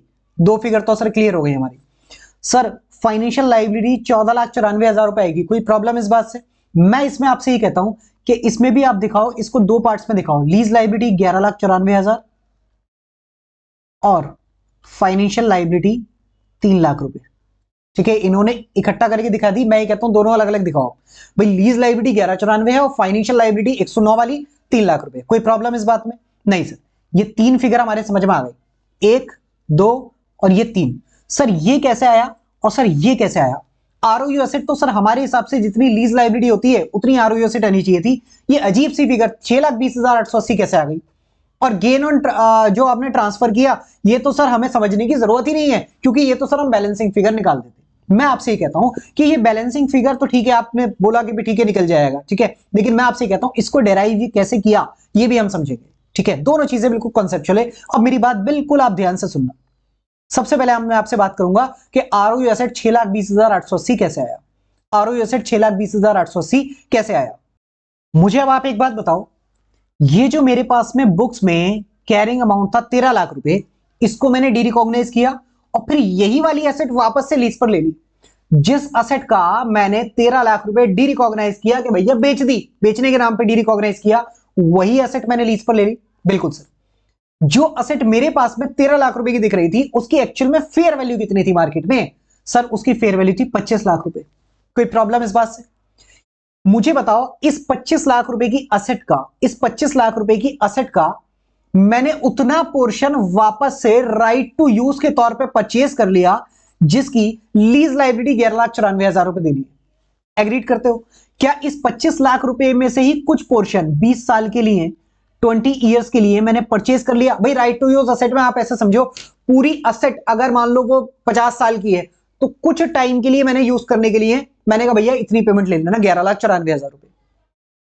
क्या ऐसे ही करा है? बिल्कुल सर, 25 लाख वाली असेट का कुछ पोर्शन मैंने 11,94,000 रुपए में राइट टू यूज परचेज कर लिया। अब आप मुझे बताओ, 25 लाख वाली असेट का कितना परसेंट पोर्शन मैंने as a right to use purchase कर लिया? तो मैं आपसे ये कह सकता हूं 11,94,000 रुपए दूंगा और 25 लाख रुपए की मेरी फेयर वैल्यू है असेट की। तो आप मुझे बताओ कि मैंने कितना परसेंट एक तरह से राइट टू यूज परचेज कर लिया? Sir 11,94,000 divided by 25 lakh multiply by 100, 47.76%। मतलब उस पूरी असेट की जो फेयर वैल्यू थी, उस पूरी फेयर वैल्यू को कितना परसेंट मैंने आरओयू, एज ए आरओयू परचेज कर लिया? 47.76%। अब मुझे आप बताओ, वो असेट मेरी बुक्स में कितनी दिख रही थी? 13 लाख रुपए की। तो इंडेक्स कहता है इस 13 लाख रुपए पर भी तो आपने 47.76% आरओयू दिखाओगे। इस 13 लाख की वैल्यू जो आपकी बुक्स में थी, आपकी बुक्स में तो 13 लाख की थी ना, तो आप क्या करोगे? इस 13 लाख का 47.76% आप आरओयू की, आरओयू एसेट के नाम पर अपनी बुक्स में दिखाओगे। सर 25 लाख वाली एसेट, 25 लाख की अगर फेयर वैल्यू थी, उसके लिए 11,94,000 रुपए दे रहा हूं ना मैं। 25 लाख वाली एसेट के लिए 11,94,000 रुपए दे रहा हूं, कुछ टाइम यूज करने के 20 साल। तो 13 लाख की जो असेट है, उसका कितना परसेंट, कितने रुपए का पोर्शन मेरे पास वापस आरओयू एसेट के तौर पे आ गया? सर 13 लाख मल्टीप्लाई बाय कितना आ जाएगा? ये 6,26,000, 6,20,000 कैसे आया? ये आपका आया 13 multiply by 47.76%। 13 lakh multiply by 47.76%, 6,20,880। समझ में आया आरओयू एसेट? क्योंकि ये आरओयू एसेट इस 13 लाख में से ही तो आई है मेरे पास में। ये जो 13 लाख की मैंने डी रिकॉग्नाइज करी, उसमें से वापस 6,20,000 का राइट परचेज कर लिया, 6,20,880 रुपए की यूज करने का राइट परचेज कर लिया, जिसके लिए मैं 11,94,000 रुपए दूंगा, जिसके लिए मैं 11,94,000 रुपए दूंगा। ठीक है, 6,20,880 रुपए का वापस से आरओयू एसेट आ गया। क्लियर हो गया? आरओयू एसेट 6,20,880 रुपए का दिखाएंगे। बात समझ में आती है? यही सेल एंड लीज बैक का स्पेशल पॉइंट है कि आपको जितने की आपने डी रिकॉग्नाइज करी, उसमें से ही तो पोर्शन परचेज करा। ये असेट मेरे पास, मेरी बुक्स में 13 लाख रुपए की दिख रही थी, मैंने 13 लाख की डी रिकॉग्नाइज करी और इसी 13 लाख में से 6,20,880 रुपए का राइट मैंने परचेज कर लिया। क्यों 6,20,000 का क्यों आया? सर 25 लाख के अगेंस्ट, 25 लाख वाली फेयर वैल्यू के अगेंस्ट मैं 11,94,000 रुपए दे रहा हूं ना लीज लाइबिलिटी के। 11,94,000 भी फेयर वैल्यू, 25 लाख भी फेयर वैल्यू। तो जो लीज लाइबिलिटी देते हैं वो फेयर वैल्यू पे देते हैं, तो 11,94,000 रुपए भी आपका क्या है? Fair value of lease liability. और 25 लाख रुपए एसेट की फेयर वैल्यू। ठीक है, 25 लाख के बदले में 11,94,000 रुपए तक की पेमेंट दूंगा। 25 लाख रुपए में से मैं 11,94,000 रुपए की असेट यूज कर रहा हूं, तो 13 लाख में से कितने की यूज कर रहा हूं? प्रोपोर्शनेट कर दिया, सिंपल सी बात है। कितना आ गया? 6,20,880। उस प्रोपोर्शनेट को मैंने परसेंटेज टर्म में आपको दिखा दिया, क्योंकि परसेंटेज में आपको समझना ज्यादा इजी लगता है। ठीक है, तो 6,20,880 रुपए का ही आ गया। उसके बाद में गेन ऑन ट्रांसफर 6,26,880 कैसे आया सर? गेन ऑन ट्रांसफर मतलब सर देखने में तो ऐसा लग रहा है ना कि 13 लाख वाली चीज 25 लाख में बेच दी तो हमारा 12 लाख रुपए का प्रॉफिट आ गया। सर 13 लाख वाली चीज हमने 25 लाख में थोड़ी बेची है, हमने 13 लाख वाली चीज तो 28 लाख में बेची है। भाई इंडेस ने तो उसको आपको नकार दिया ना। इंडेस ने कहा 28 लाख में से सिर्फ असेट बेचने के 25 लाख ही है। ठीक है, बाकी 3 लाख रुपए तो लोन है। आप ये नहीं कह सकते कि भैया 28 लाख में बेची 13 लाख वाली एसेट तो हमारा जो है 15 लाख रुपए का गेन हो गया। इंडेस कहता नहीं 15 लाख का गेन नहीं है, आपने 25 लाख वाली चीज 25 लाख वाली चीज सॉरी 13 लाख वाली चीज 25 लाख में बेची तो आपका तो 12 लाख रुपए का गेन हुआ है। बात समझ में आती है? तो सर यहां पे 12 लाख रुपए आना चाहिए ना था। गेन ऑन ट्रांसफर 12 लाख, 6,26,880 कैसे आया? ठीक है, 6,26,880 क्यों आ रहा है? 12 लाख आना चाहिए था यहाँ पे। तो मैंने आपसे कहा कि भैया जो बेचा है उसी पर तो गेन होगा। भाई गेन या लॉस कभी भी कब होता है? मैंने मान लो आज की डेट में मैंने एक कार परचेज कर ली, अब क्या मुझे कोई गेन हुआ या लॉस हुआ? नहीं।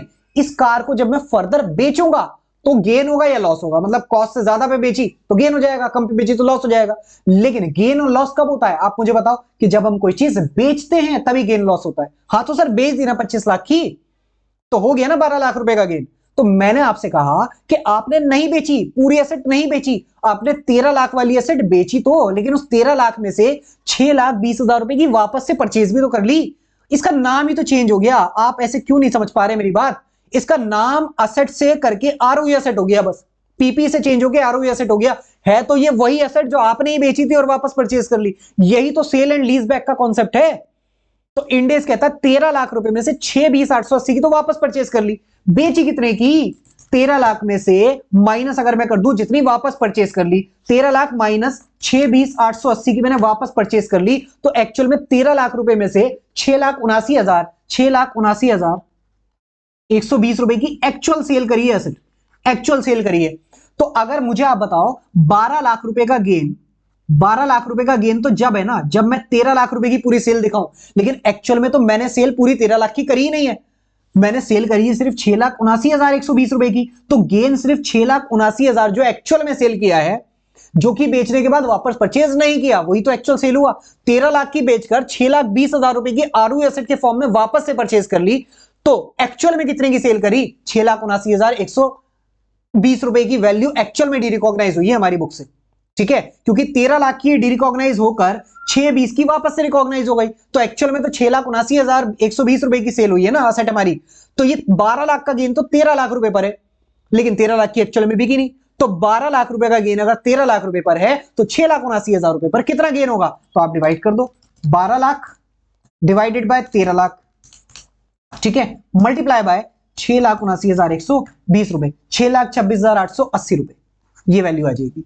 तो हमने कहा एक्चुअल में गेन हुआ 6,26,880 रुपए का। मतलब जो पोर्शन आउट ऑफ 13 लाख मैंने बेचा एक्चुअल में, उस पर कितना गेन हुआ? वो हुआ आपको 6,26,880। तो हम गेन 12 लाख रिकॉग्नाइज नहीं करेंगे, क्योंकि 12 लाख तो आपका 13 लाख की अगर पूरी बेचते तो गेन होता, जबकि 13 लाख की बेची नहीं। 13 लाख में से 6,20,880 की तो वापस से आरओ एसेट के नाम पर परचेज कर ली, तो एक्चुअल में बेची 6,79,000 रुपए की।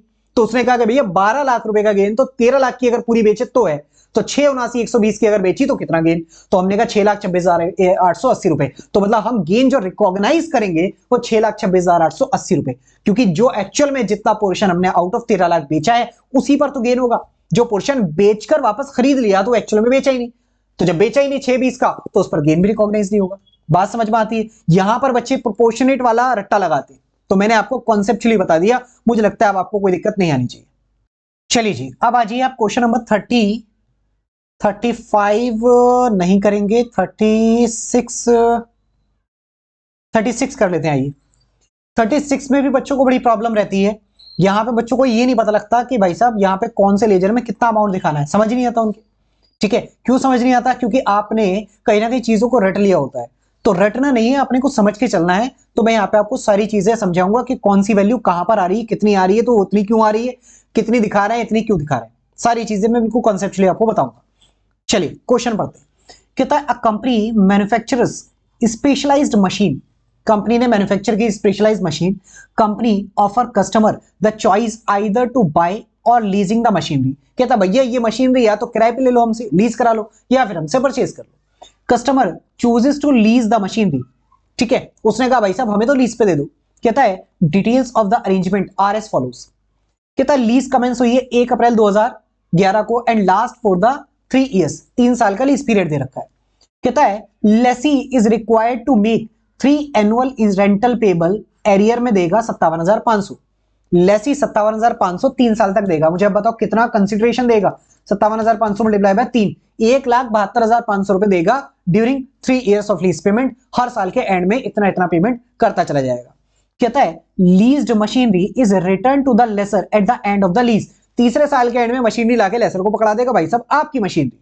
उसके बाद में कहता है fair value of the machinery कितनी है आपकी? 1,50,000 रुपए मशीनरी की फेयर वैल्यू दे रखी है। मतलब अगर आज की डेट में कोई बंदा आके उससे परचेज करे मशीनरी के आज इस मशीनरी को खरीदना है तो कितनी की देगा, 1.5 लाख रुपए की देगा। फेयर वैल्यू ऑफ मशीनरी कितनी है, 1.5 लाख रुपए, ठीक है sir, which is equivalent to the selling price of the machinery. ये नहीं भी लिखता तो भी हम ये एज्यूम करते हैं भैया फेयर वैल्यू 1.5 लाख है, इसका मतलब आज की डेट में अगर काउंटर पे हमारे पास में कोई बंदा आए और हमसे कहे भाई साहब मशीनरी मुझे खरीदनी है तो मैं कितने की दूंगा, 1.5 लाख रुपए की दूंगा।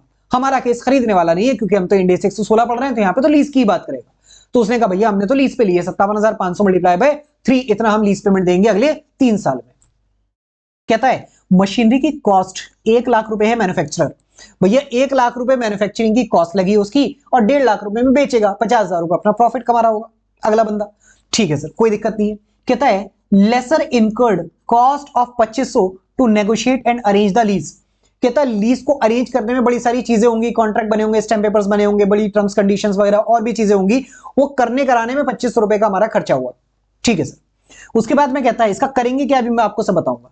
कहता है expected useful life of the machinery 3 साल है, मशीनरी की यूजफुल लाइफ कितनी है, 3 साल है, और हमने लीज पर भी 3 साल के लिए दी। क्या इससे आपको कुछ पता लग पा रहा है कि हाँ ये क्या किस डायरेक्शन में हमारी सोच को लेके जाना चाह रहा है, ये वाली बातें क्यों बोल रहा है, हम किस डायरेक्शन में सोचें। हाँ सर हमें कुछ कुछ समझ में आ रहा है। कहता है machinery has an expected residual value 10,000 eight the end of the year 3। 3 साल तक जब लेसी इस मशीनरी को दबा के घिसेगा, काम करेगा इससे, ठीक है, तो 3 साल के बाद में भी क्या इसकी फेयर वैल्यू 1.5 लाख रुपए रहेगी, नहीं सर। कहता 3 साल के बाद तो डब्बा कचरा हो जाएगी, उसकी रेजिडुअल वैल्यू 10,000 रुपए की आएगी। जब 3 साल के बाद लेसी मेरे पास में वापस असेट को लेकर आएगा तो उसकी रेजिडुअल वैल्यू 10,000 रुपए होगी। 10,000 रुपए वैल्यू कब मिलेगी मुझे, 3 साल के बाद में मिलेगी। बात समझ में आती है, इसका क्या यूज होगा मैं आपको बताऊंगा, बस ये समझ में आना चाहिए आपकी कि हाँ 10,000 रुपए क्या है, यूज क्या होगा वो तो मेरा काम है ना, मैं बताऊंगा, ठीक है सर। कहता है estimated residual value does not change over the time, ठीक है सर, ये 10,000 ही आपकी रही। कहता है रेट आपको दे रखा है 10.19%। Lessor classify lease as a finance lease, finance lease उसने क्लासिफाई किया। फाइनेंस लीज क्लासिफाई क्यों किया आप बताओ सर। एक तो रीजन ये है कि फाइनेंस लीज पर ही क्वेश्चन बनता है, क्योंकि ऑपरेटिंग लीज पर लेसर के केस में कोई खास क्वेश्चन बनता नहीं है, ठीक है, तो फाइनेंस लीज ही बनेगा। लेकिन मैं कहता हूं फिर भी क्यों बना सर, लीज भी हमने 3 साल के लिए किया है और उसकी लाइफ भी मशीनरी की 3 साल है, ठीक है। तो आपने पढ़ा होगा कि भैया फाइनेंस लीज कब होती है, तो हमने इंडेस में 116 में ये पढ़ा था कि भैया लेसी के हिसाब से ना ही कोई फाइनेंस लीज होती ना ही ऑपरेटिंग लीज होती, ठीक है। लेकिन लेसर के व्यू पॉइंट से आपको देखना पड़ता है कि ये लीज जिसमें लेसर एंटर हो रहा है वो लेसर के व्यू पॉइंट से फाइनेंस लीज है या ऑपरेटिंग लीज है। वहां पर तो आपको सिलेक्ट करना पड़ता है, मतलब सिलेक्ट नहीं करना पड़ता, पहचानना पड़ता है कि फाइनेंस लीज में लेसर एंटर हो रहा है या ऑपरेटिंग लीज में लेसर एंटर हो रहा है, उसके हिसाब से अकाउंटिंग चेंज होती है। लेकिन इंडेस 116 में हमने पढ़ा था कि भाई साहब आपके पास में लेसी अगर आप हो तो आपको ये नहीं देखना है लेसी कि आप जिस लीज में एंटर हो रहे हो फाइनेंस है या ऑपरेटिंग है, आपको तो आरओयू एसेट मॉडल के हिसाब से ही काम करना है, आपके पास में दूसरा कोई ऑप्शन ही नहीं है, ठीक है। तो यहां पर क्योंकि लेसर के हिसाब से बात कर रहा है इन द बुक्स ऑफ अकाउंट्स, ठीक है, लेसर की अकाउंटिंग मांग रहा है, लेसर की अकाउंटिंग मांग रहा है, तो हमें पहले ये डिसाइड करना पड़ेगा कि फाइनेंस लीज है या ऑपरेटिंग लीज। आसान ये कर दिया उसने, क्वेश्चन में खुद बता दिया कि भैया फाइनेंस लीज है, ठीक है, फाइनेंस लीज है तो कैसे अकाउंटिंग करनी है वो आपको यहां पर सीखना है, ठीक है जी। चलिए जी अब आते हैं सर क्वेश्चन पे, सॉल्यूशन पे आते हैं। मैंने आपसे सबसे पहले कहा कि यहां पर ये जो जनरल एंट्री है ना, ये लीज की इनिशियल जनरल एंट्री होती है, ये लीज की इनिशियल जनरल एंट्री होती है। ये शेप क्यों नहीं आया, अब ठीक है। मैंने आपसे कहा ये लीज की इनिशियल जनरल एंट्री होती है। अब बच्चों को प्रॉब्लम ये आती है कि सर ये लीज रिसीवेबल 1.5 लाख क्यों करा, कॉस्ट ऑफ सेल 95,000 क्यों करा, सर ये इन्वेंट्री 1 लाख कहां से आ गई, सर ये रेवेन्यू 1,42,000 कैसे आ गया, सर ये 2500 रुपए कहां से आ गया। ये आपके क्वेश्चन है, इसी के बारे में मैं आपसे बात करूंगा। मुझे सबसे पहले तो बिट क्यों नहीं रहा,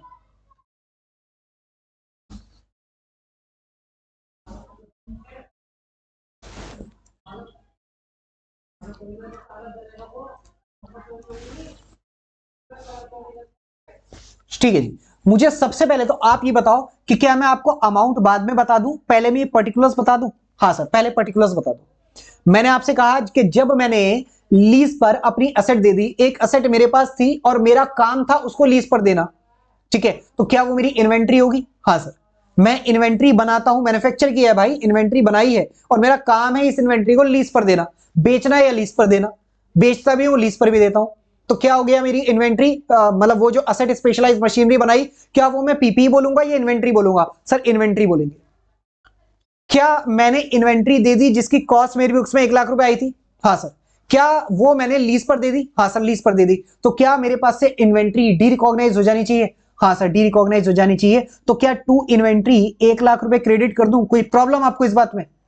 एंश्योर करते जाना कि आपको एक भी फिगर में प्रॉब्लम तो नहीं आ रही है। नहीं सर, 1 लाख रुपए की मेरी इन्वेंट्री डी रिकॉग्नाइज हो जाएगी, इन्वेंट्री मेरे पास से गई, मेरी एसेट मेरे पास से गई। इसके बदले क्या मिला मुझे? इसके बदले मुझे सर मिला लीज रिसीवेबल का राइट, कि इस 1 लाख रुपए की इन्वेंट्री जो मैंने अपने कस्टमर को दी, जो कि लेसी है हमारे क्वेश्चन में, ठीक है, लेसर की व्यू पॉइंट से सोचना है। लेसी को मैंने 1 लाख रुपए की अपनी मशीनरी दे दी, मैंने कहा भाई साहब 1 लाख रुपए की आपकी इन्वेंट्री डी रिकॉग्नाइज, इसके बदले मुझे क्या मिला? मैं उससे लीज रिसीव करने का राइट रखता हूं, मैं उससे 1,72,500 रुपए अगले 3 साल में रिसीव करने का राइट रखता हूं। तो मैंने आपसे कहा लीज रिसीवेबल डेबिट कर देंगे। उसके बाद में सर ये चूंकि मेरा धंधा है तो मैंने कुछ कमाया भी होगा, कुछ रेवेन्यू भी आना चाहिए, तो हमने कहा कि रेवेन्यू भी आप रिकॉग्नाइज कर लोगे। टू रेवेन्यू, जो मैं लीज रिसीवेबल लीज मुझे मिलेगी कस्टमर से, वो एक तरह से मेरा रेवेन्यू ही तो है, क्योंकि मेरा तो धंधा ही है। तो हमने कहा टू रेवेन्यू आप रिकॉग्नाइज कर लोगे। कोई प्रॉब्लम आपको इस बात में? नहीं सर, पर्टिकुलर्स में तो कोई प्रॉब्लम नहीं है। और ये रेवेन्यू जो आप रिकॉग्नाइज करोगे, इसका करस्पॉन्डिंगली कॉस्ट ऑफ सेल भी तो आना चाहिए। प्रॉफिट लॉस अकाउंट को आप कंसीडर करो, ये आपका प्रॉफिट लॉस अकाउंट है, यहां पर अगर आपका रेवेन्यू है तो यहां पर सीओजीएस भी तो आएगा ना करस्पॉन्डिंगली, कि इस 1,42,530 रुपए को कमाने में कितना खर्चा हुआ? 95,000। ऑल्दो ये 95,000 कैसे कैलकुलेट किया और 1,42,000 कैसे कैलकुलेट किया, 1.5 लाख कैसे कैलकुलेट किया, वो मुझे आपको समझाना है। मैंने तो अभी आपको कॉन्सेप्ट बताया है सिर्फ कि भाई साहब ये जनरल एंट्री में जो डेबिट क्रेडिट आ रहे हैं वो कैसे आ रहे हैं। अमाउंट के बारे में भी मत सोचना बच्चों को, क्योंकि यहां भी प्रॉब्लम होती है कि सर यहां पर रेवेन्यू आ क्यों रहा है, यहां पे सीओजीएस आ क्यों रहा है, ये चीज भी प्रॉब्लम आती है। तो पहले तो ये समझाना पड़ेगा ना भाई साहब ये पर्टिकुलर इंग्लिश में जो लिखा है वो क्यों है। अमाउंट तो बात की बात है, अमाउंट तो आपको मैं समझा ही दूंगा। ठीक है सर, हमें पर्टिकुलर समझ में आ गए हैं। अब आप आ जाइए सर अमाउंट की तरफ। तो आइए जी, मैं सबसे पहले अमाउंट की बात करता हूं। अब मेरी बात बिल्कुल ध्यान से आप सुनना, बिल्कुल ध्यान से मेरी बात सुननी है। मैं इस 1.5 लाख के बारे में बात करना चाह रहा हूं आपसे। मैं आपसे ये कह रहा हूं एक असेट मेरे पास से 1 लाख रुपए की गई, तो इसके बदले मेरे पास में एक राइट आया, मेरे पास में एक राइट आया कि मुझे लेसी से 57,500 मल्टीप्लाई बाय 3 मिलेंगे, मुझे लेसी से 57,500 मल्टीप्लाई बाय 3 मिलेंगे, और लास्ट में मुझे असेट मेरी वापस मिल जाएगी जिसकी वैल्यू 10,000 रुपए की होगी। क्या यही मुझे मिलना है? क्या यही मुझे फ्यूचर में मिलना है? हाँ सर यही आपको फ्यूचर में मिलना है। तो क्या ये मिलने का राइट है मेरे पास में? हाँ सर ये राइट है। क्या ये राइट मेरा असेट होगा? बिल्कुल होगा।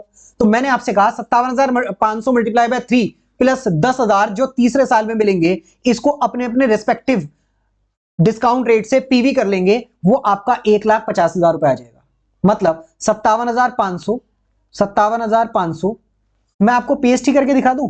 हाँ सर पेस्ट करके दिखा दूं।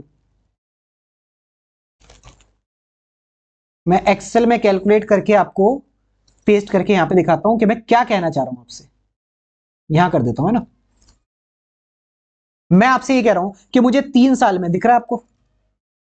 हाँ, ये मैंने एक्सेल में कैलकुलेट आपको करके बताया कि हाउ 1,49,991 मतलब इक्वल टू 1.5 लाख। ठीक है, 1.5 लाख कैसे आया? मैंने कहा जी मेरे पास में राइट है अगले 3 साल में 57,500 रुपए रिसीव करने का, और लास्ट में 10,000 रुपए मेरे पास में 10,000 रुपए की असेट आ जाएगी। ठीक है, तो मैंने कहा इन सबको मैं पीवी कर लूं 10.19% से, तो आपका 1.5 लाख रुपए रिसीव करने का राइट है। तो मैंने कहा लीज रिसीवेबल मैंने दिखा दिया 1.5 लाख रुपए। कोई प्रॉब्लम आपको इस बात में? बिल्कुल सर कोई प्रॉब्लम नहीं है। 1.5 लाख रुपए मुझे टोटल मिलेंगे इस लीज में होने से, इस लीज को एंटर करने से 1.5 लाख रुपए प्रेजेंट वैल्यू की फॉर्म में टोटल मिलेंगे। मतलब 57,500 मल्टीप्लाई बाय 3 प्लस 10,000 टोटल 1,82,500 मिलेंगे ड्यूरिंग नेक्स्ट 3 इयर्स, जिसकी प्रेजेंट वैल्यू 1.5 लाख रुपए है। तो हमने कहा लीज रिसीवेबल आज की डेट में तो 1.5 लाख रुपए दिखाएंगे। बात समझ में आती है? बिल्कुल सर। रेवेन्यू 1,42,530 क्यों आया? रेवेन्यू 1,42,530 क्यों आया? मुझे आप एक बात बताओ, रेवेन्यू का मतलब क्या होता है? सर रेवेन्यू का मतलब होता है कस्टमर से जो कमाया वो हमारा रेवेन्यू है।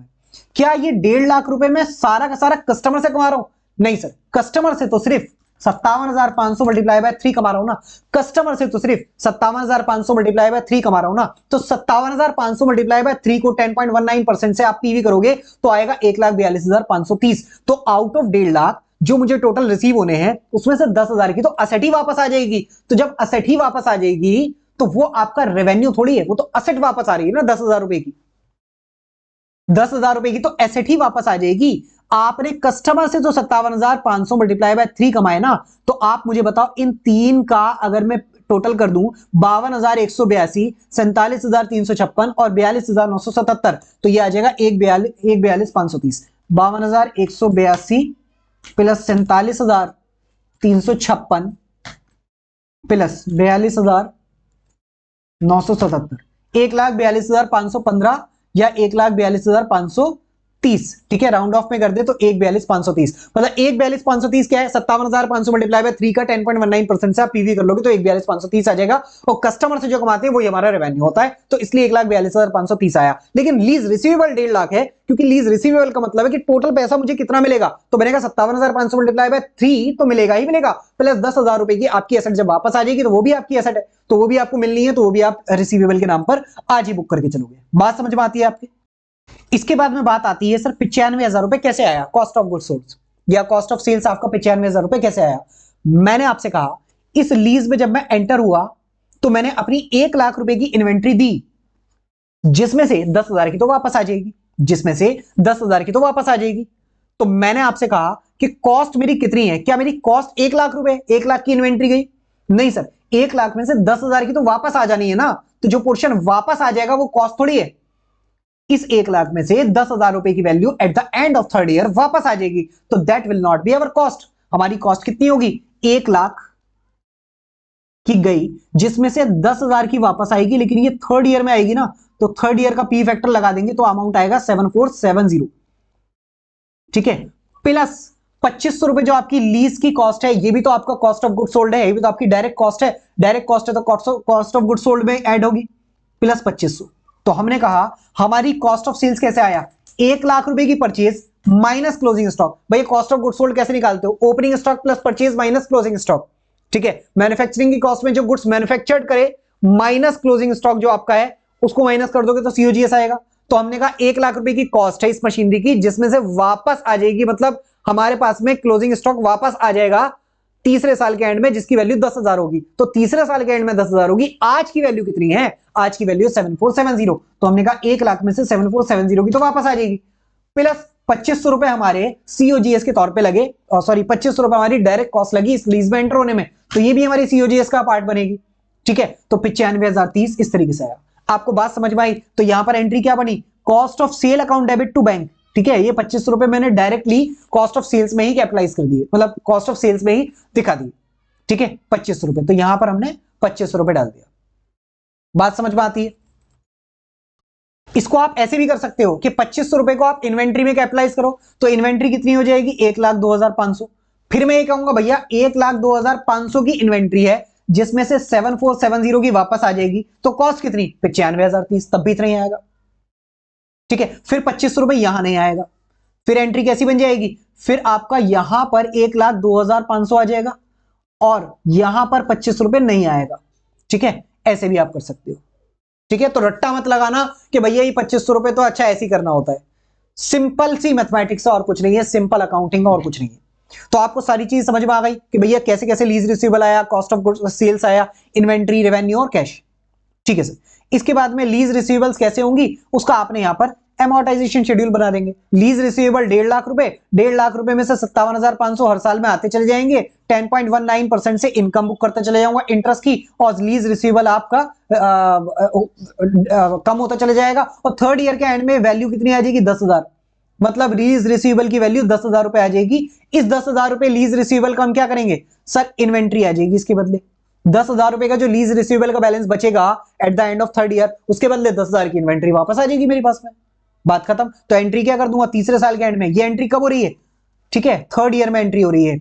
Inventory account debit 10,000 to lease receivable 10,000। तो यही चीज तो हमने बोला था कि भैया 1 लाख रुपए की इन्वेंट्री जा रही है, जिसमें से 10,000 की तो वापस आ जाएगी, इन्वेंट्री डेबिट होकर वापस आ जाएगी। तो ये जो वापस आ जाएगी कॉस्ट थोड़ी है, 1 लाख माइनस 10,000 की प्रेजेंट वैल्यू, जो हमारी कॉस्ट है वो हमारी कॉस्ट है, 1 लाख माइनस 10,000 की प्रेजेंट वैल्यू हमारी कॉस्ट है, क्योंकि 10,000 तो वापस आ जाने हैं, लेकिन वो आएंगे तीसरे साल के एंड में, तो प्रेजेंट वैल्यू माइनस करें, क्योंकि ये सारी फिगर्स कौन सी हैं, ये आज की फिगर्स है, आज की, ये भी आज की 1.5 लाख आज, 95,000 आज, ये भी आज, ठीक है। तो इसलिए जो भी फ्यूचर में होना है उसकी प्रेजेंट वैल्यू आप लेके चलते हो, ये चीज आपको मुझे बताने की जरूरत नहीं पड़नी चाहिए, ठीक है सर, ये क्वेश्चन भी क्लियर है। चलिए जी अगले क्वेश्चन पे आते हैं। अगला क्वेश्चन, क्वेश्चन नंबर 37 में तो कुछ नहीं है, ठीक है, 37 छोड़ दो, 38 पे आ जाओ आप। क्वेश्चन नंबर 38 बहुत ही अच्छा क्वेश्चन है, और ये ऐसा क्वेश्चन है इसके थ्रू मैं आपको पूरा इंडेस 116, मतलब पूरा तो नहीं लेकिन हाँ इस इंडेस 116 के ज्यादातर कॉन्सेप्ट इस यहां से कवर हो जाएंगे आपके, ठीक है। तो आइए इस क्वेश्चन को हम पढ़ते हैं। अजय जी कहता है, Feel Fresh Limited the company is into manufacturing and retailing of FMCG product listed on stock exchange in India, ठीक है। फील फ्रेश लिमिटेड एक कंपनी है जो मैन्युफैक्चरिंग करती है और रिटेलिंग करती है एफएमसीजी प्रोडक्ट।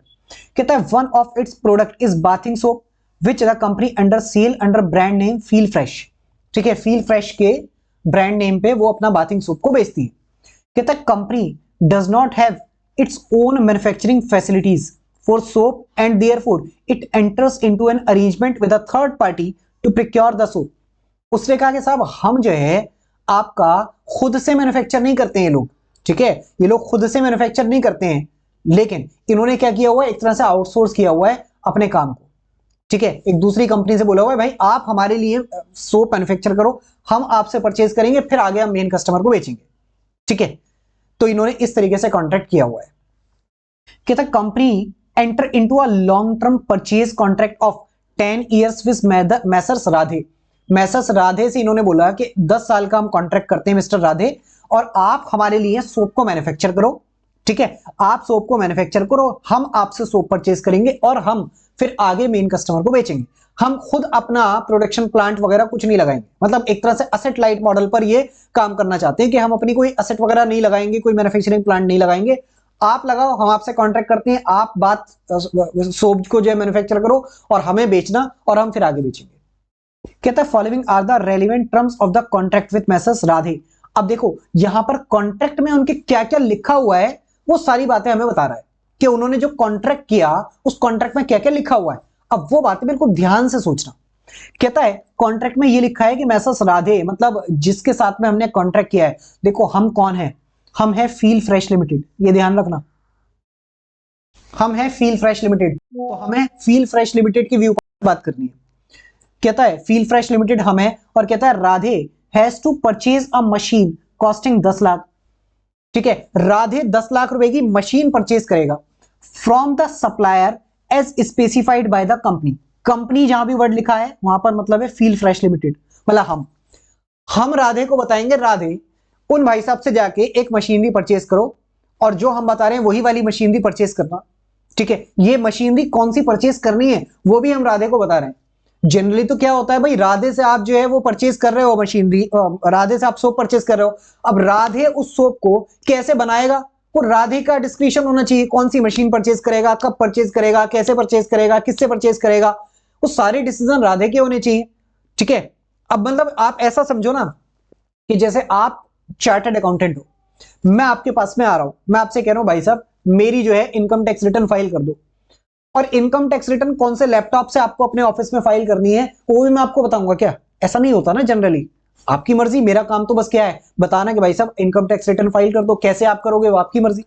लेकिन यहां पर देखो क्या हो रहा है कि भाई साहब 10 लाख रुपए की मशीन परचेज करनी है, और किससे परचेज करनी है वो भी हम ही बता रहे हैं कि उससे जाके परचेज कर, ठीक है। ये सारी चीजें काम की हैं, आपको ऐसा लग रहा होगा सर ये तो काम की बात नहीं है ना, सब काम की है, इसीलिए तो दे रखी है।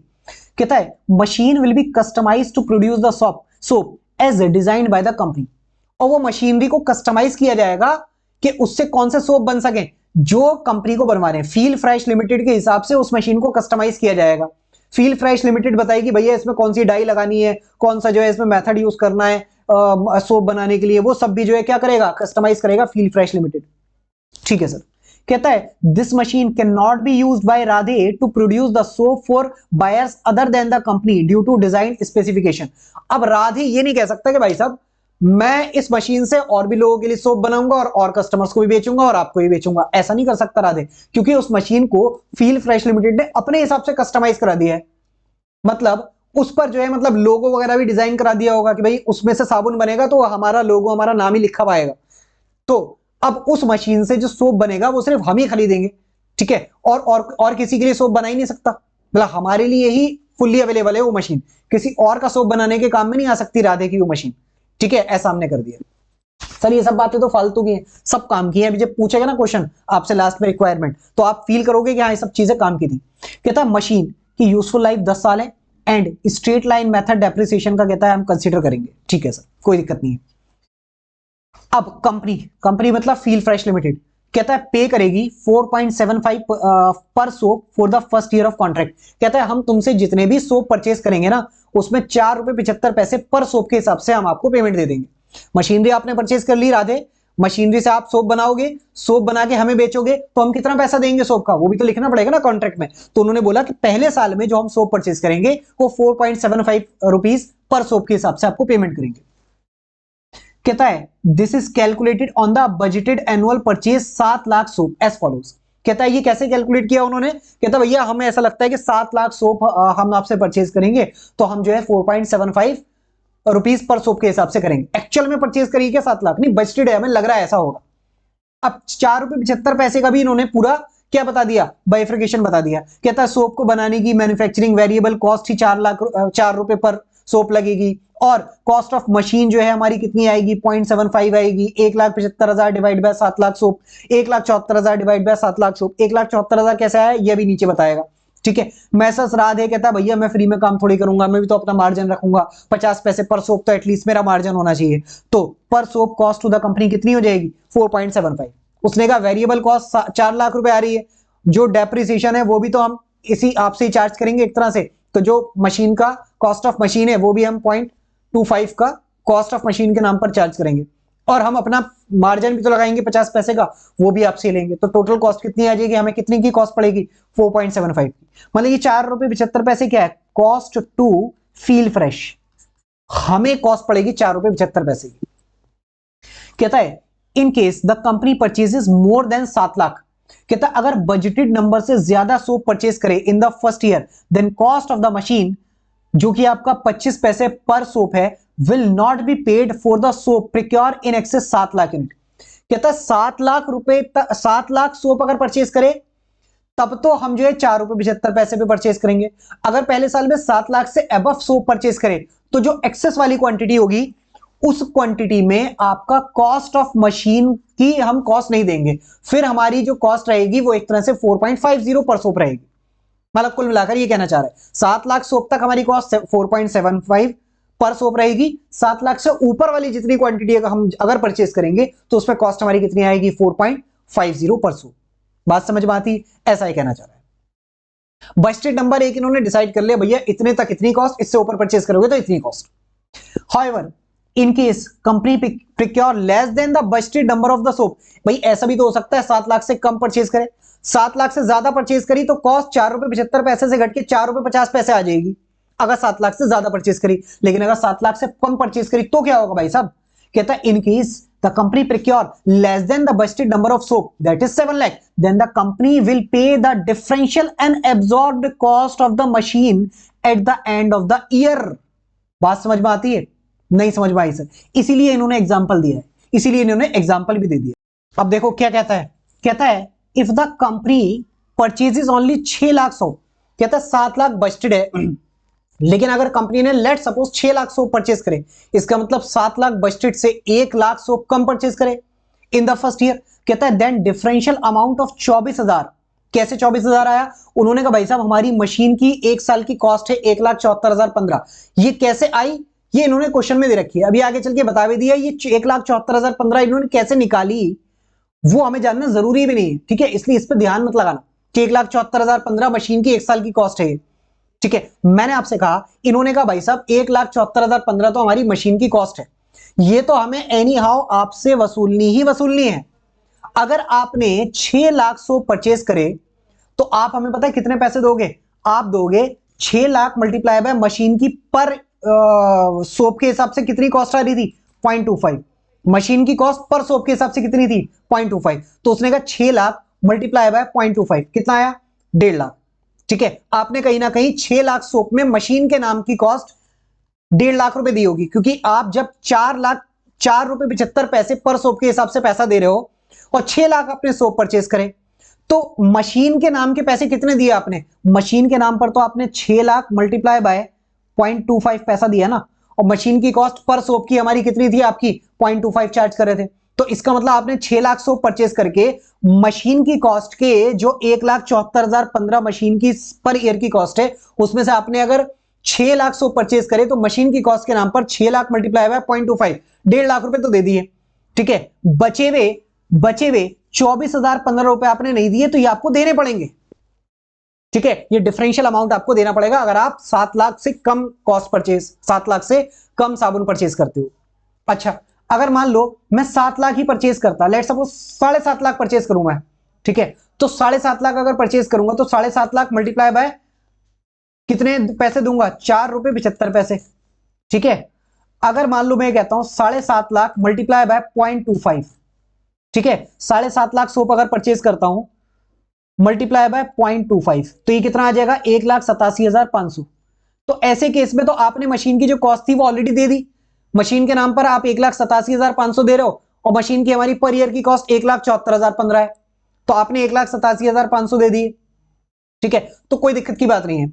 तो इन्होंने कहा कि हमारी मशीन की जो कॉस्ट है वो 1,74,015 पड़ती है हमें साल की, तो आपको 1,74,015 रुपए तो मशीन के नाम वाले तो पैसा देना ही पड़ेगा।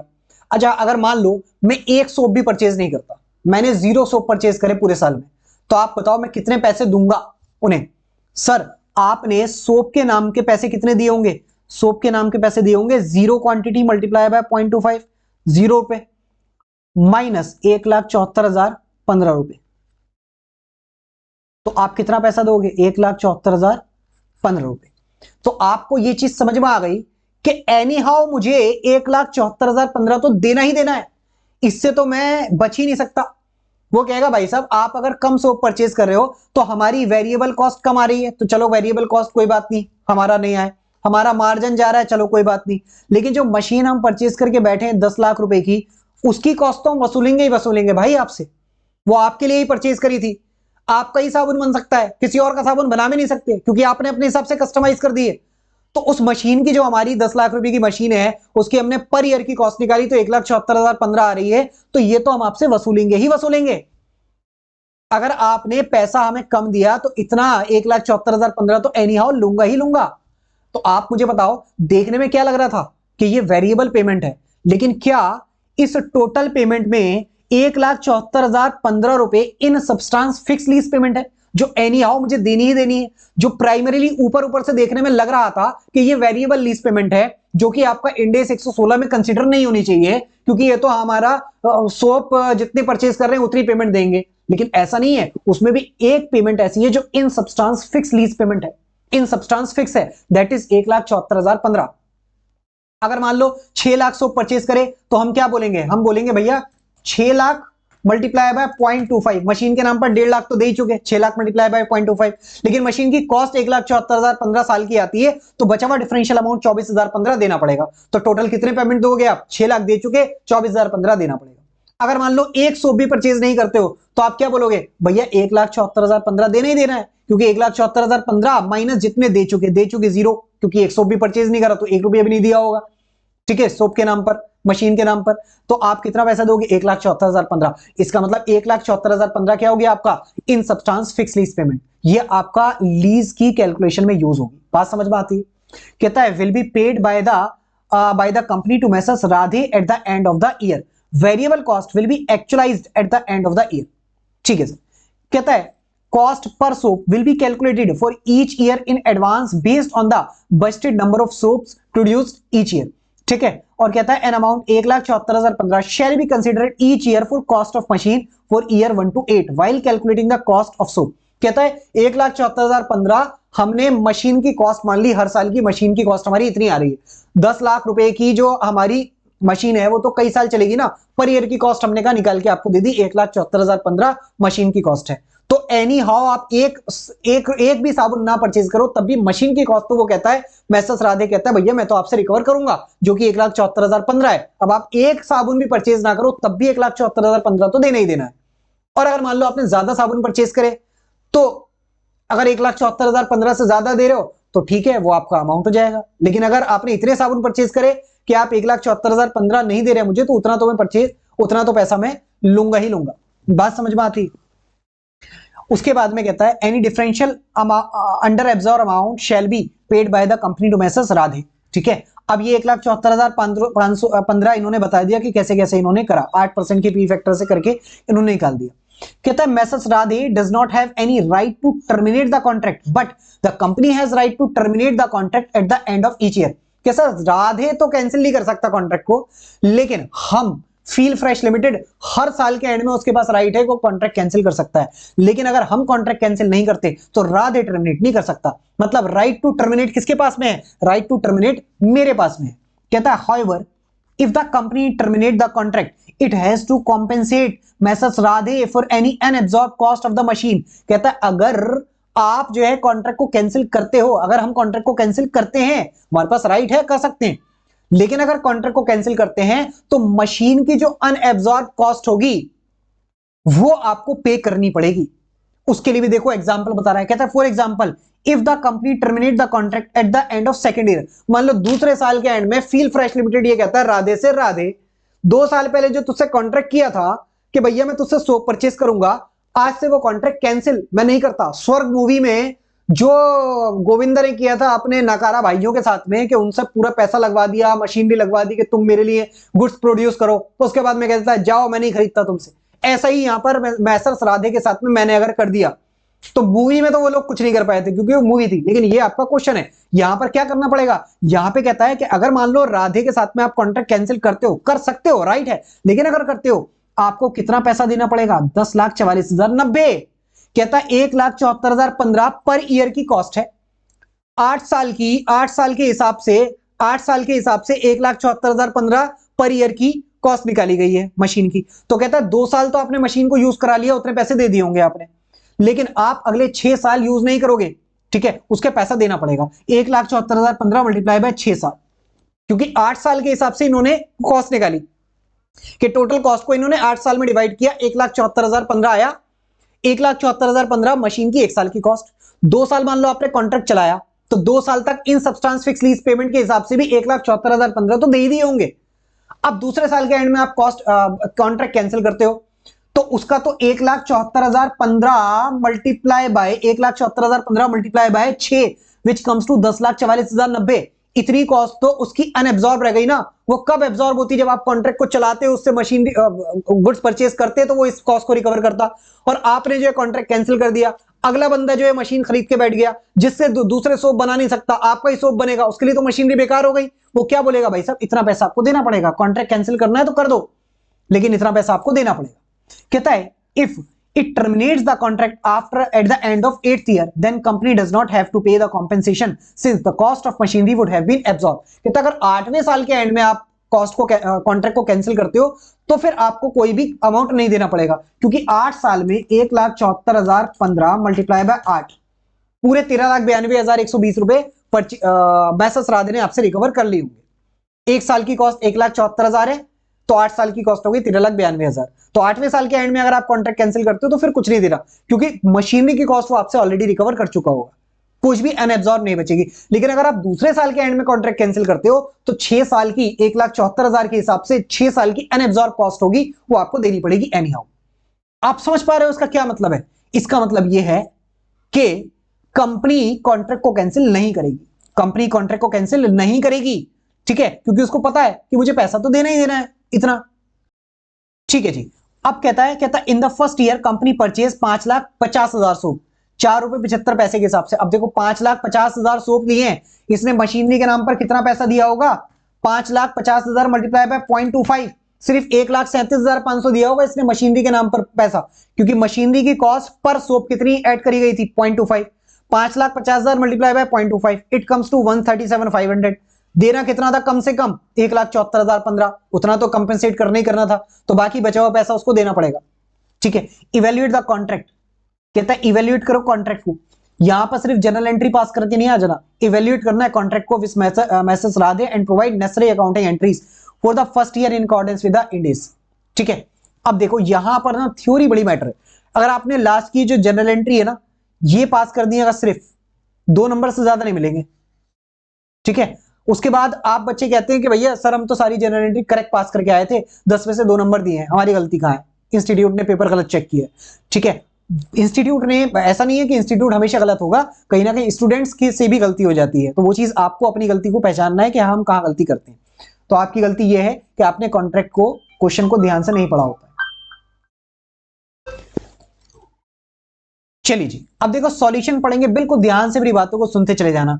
कहता है सबसे पहले तो जनरल एंट्री तो आप इंड एस 116 के हिसाब से जब पास करोगे ना, पहले तो आपको यह देखना पड़ेगा कि ये पूरा कॉन्ट्रैक्ट जो हमने राधे के साथ में किया है ये 116 के परव्यू में आता भी है या नहीं। इंड एस 116 के हिसाब से लीज की डेफिनेशन में ये कवर हो भी रहा है या नहीं, लीज कॉन्ट्रैक्ट है भी या नहीं। ठीक है, पहले तो ये चीज इवेल्युएट करो, उसके बाद में फिर आता है कि भैया लीज, अगर लीज का कॉन्ट्रैक्ट है तो उसमें कैसे कैसे जनरल एंट्री पास होंगी, लीज पेमेंट कितनी आएगी, आरओयू एसेट कितनी आएगी, वेरिएबल लीज पेमेंट कितनी होगी, फिक्स लीज पेमेंट कितनी होगी, इन सब्सटेंस फिक्स लीज पेमेंट कितनी होगी, ये सारी बातें तो बात की है ना। सबसे पहले तो आपका लीज पेमेंट, लीज का कॉन्ट्रैक्ट है भी या नहीं, इंड एस 116 के स्कोप में आ भी रहा है ये कॉन्ट्रैक्ट या नहीं, पहले तो ये चेक करना है। ठीक है, इन्हीं चीजों को हम क्या बोलते हैं, इवेल्युएट द कॉन्ट्रैक्ट। ठीक है, इवेल्युएट द कॉन्ट्रैक्ट। सबसे पहले हमने बोला कि हम कॉन्ट्रैक्ट को आइडेंटिफाई करेंगे 116 में आ भी रहा है या नहीं। 116 में कॉन्ट्रैक्ट आने के लिए क्या होना चाहिए, एक तो आइडेंटिफाइड असेट होनी चाहिए। अगर आइडेंटिफाइड असेट को लीज पर लिया गया है तभी आपका वो लीज का कॉन्ट्रैक्ट है। तो सबसे पहले तो बात होती है कि जो हमने लीज पर लिया है क्या किसी आइडेंटिफाइड असेट को लिया भी है या नहीं। तो आइडेंटिफाइड असेट कहता है Feel Fresh limited enters into a long term purchase contract with a Messrs Radhe to purchase a particular type of quality of soap for 10 साल, since purpose of the contract Messrs Radhe to buy a customized machine as per the direction of the Feel Fresh, and also the machine cannot be used for any other type of soap. The machine is identified asset. ठीक है, identified asset मानी जाएगी ये machine, क्योंकि ये मेरे ही हिसाब से कस्टमाइज की गई है और इसको किसी और सोप के लिए बनाने के लिए यूज भी नहीं किया जाएगा। ठीक है, क्योंकि ये जो मशीन है ये एक्सप्लिसिटली स्पेसिफाई करी गई है कि भैया ये आपकी ही है। ठीक है, एक्सप्लिसिटली अगर स्पेसिफाइड है इसका मतलब आपका ये क्या है, आइडेंटिफाइड असेट है, क्योंकि ये एक्सप्लिसिटली स्पेसिफाई है कि भैया इस पर मेरा ही काम होगा, मेरे लिए अवेलेबल है, किसी और का कोई राइट नहीं है इसको यूज करने का, इससे जितने भी बेनिफिट्स होंगे वो सारे सारे लेने का राइट मेरा ही है। सेकंड कहता है मेरे पास में right to obtain substantially all economic benefit from use of the asset throughout the period of use. अब इस एसेट से जो प्रोडक्ट बनेगा, सोप बनेगा, वो सिर्फ मेरे लिए ही बनेगा। इसका मतलब इस एसेट से किसी और को कोई फायदा नहीं होना, सिर्फ सारे के सारे इस एसेट के सारे benefit, substantially all the benefit मुझे ही मिलने वाले हैं। ठीक है, since the machine can not be use for manufacturing other soap, other buyer के सोप यूज करने के लिए यूज नहीं होगी, इसका मतलब उस मशीन का बेनिफिट, सब्सटेंशियली ऑल बेनिफिट मुझे ही मिलेंगे। ठीक है, तो right to obtain substantially all the benefit भी मेरे पास में है। याद आ रहा है इंड एस 116 में हमने बात करी थी कि भैया आइडेंटिफाइड एसेट का मतलब और right to obtain substantially all the economic benefits का मतलब। ठीक है, कहता है Feel Fresh Limited obtain substantially all the economic benefits from the use of the asset throughout the period of the use. ठीक है जी, उसके बाद में हमने बोला था right to direct the use भी होना चाहिए। इंड एस 116 के परव्यू में आने के लिए right to direct the use भी तो होना चाहिए। सब्सटेंशियली ऑल द बेनिफिट्स भी मुझे मिले, आइडेंटिफाइड असेट के मिले और उस असेट को right to direct the use भी मेरे ही पास हो, तो हम क्या बोलते हैं कि ये इंड एस 116 के अंदर कॉन्ट्रैक्ट आएगा। अब rest all things are later, मतलब उसके बाद की जो चीजें हैं वो आप देखते हो, भैया लीज पेमेंट कितनी है, आरओयू एसेट कितना है, क्या क्या चीजें हैं, लीज टर्म कितना है, वो तो बात के क्वेश्चन है। पहले तो आपका डोर कौन सा खुलता है कि भैया 116 में आएगा भी या नहीं, तो पहले 116 में एंटर होने वाले डोर पे हम बात कर रहे हैं। बात समझ आती है आपको? ठीक है, उसके बाद में कहता है right to direct the use क्या मेरे पास है, फील फ्रेश लिमिटेड के पास है। कहता है फील फ्रेश लिमिटेड कंट्रोल करता है यूज ऑफ एसेट को एंड डायरेक्ट करता है terms and condition of the contract with respect to recovery of fixed expense related to machine, hence contract contains a lease। उस मशीन को कैसे use करना है वो भी मेरे हिसाब से हो रहा है, मेरे हिसाब से कस्टमाइज की गई है। ठीक है, उससे कैसे कैसे सोप बनाना है वो सब चीजें मेरे हिसाब से हैं और उस एसेट को परचेज भी मेरे हिसाब से करा गया था। तो इसका मतलब उस एसेट को कैसे यूज करना है, कैसे डायरेक्ट करना है, डायरेक्ट द यूज का राइट भी मेरे पास में है। ठीक है, मेरे हिसाब से ही मशीनरी काम कर रही है। बात समझ आती है? कहता है लीज टर्म। अब भैया जब कॉन्ट्रैक्ट जो है वो लीज, तो अब बात आती है भैया लीज टर्म क्या है। लीज टर्म कितना है? कहता है lease term shall be 10 year assuming reasonable certainty. Lease term हम मान के चलेंगे 10 साल है। जितने टाइम के लिए हमने मशीन परचेज करी है उतने टाइम के लिए हमारा लीज टर्म है, हम मान के चलेंगे रीजनेबल सर्टेनिटी है। क्योंकि इसके लिए क्वेश्चन में ना कोई बहुत ज्यादा खास स्ट्रॉन्ग एविडेंस नहीं दिया हुआ है, लेकिन मैं आपसे कहता हूं कि एज्यूम करने की जरूरत भी नहीं है। एक एविडेंस तो दे ही रखा है उसको कि भैया अगर lease payment, lease contract cancel करते हो तो आपको unabsorbed cost of the machine देनी पड़ेगी। तो उससे मुझे ये पता लगता है कि भैया एक बड़ी कॉस्ट मुझे देनी पड़ेगी अगर मैं कॉन्ट्रैक्ट को कैंसिल करता हूं 10 साल से पहले, तो इसका मतलब मैं 10 साल तक कॉन्ट्रैक्ट को चलाऊंगा।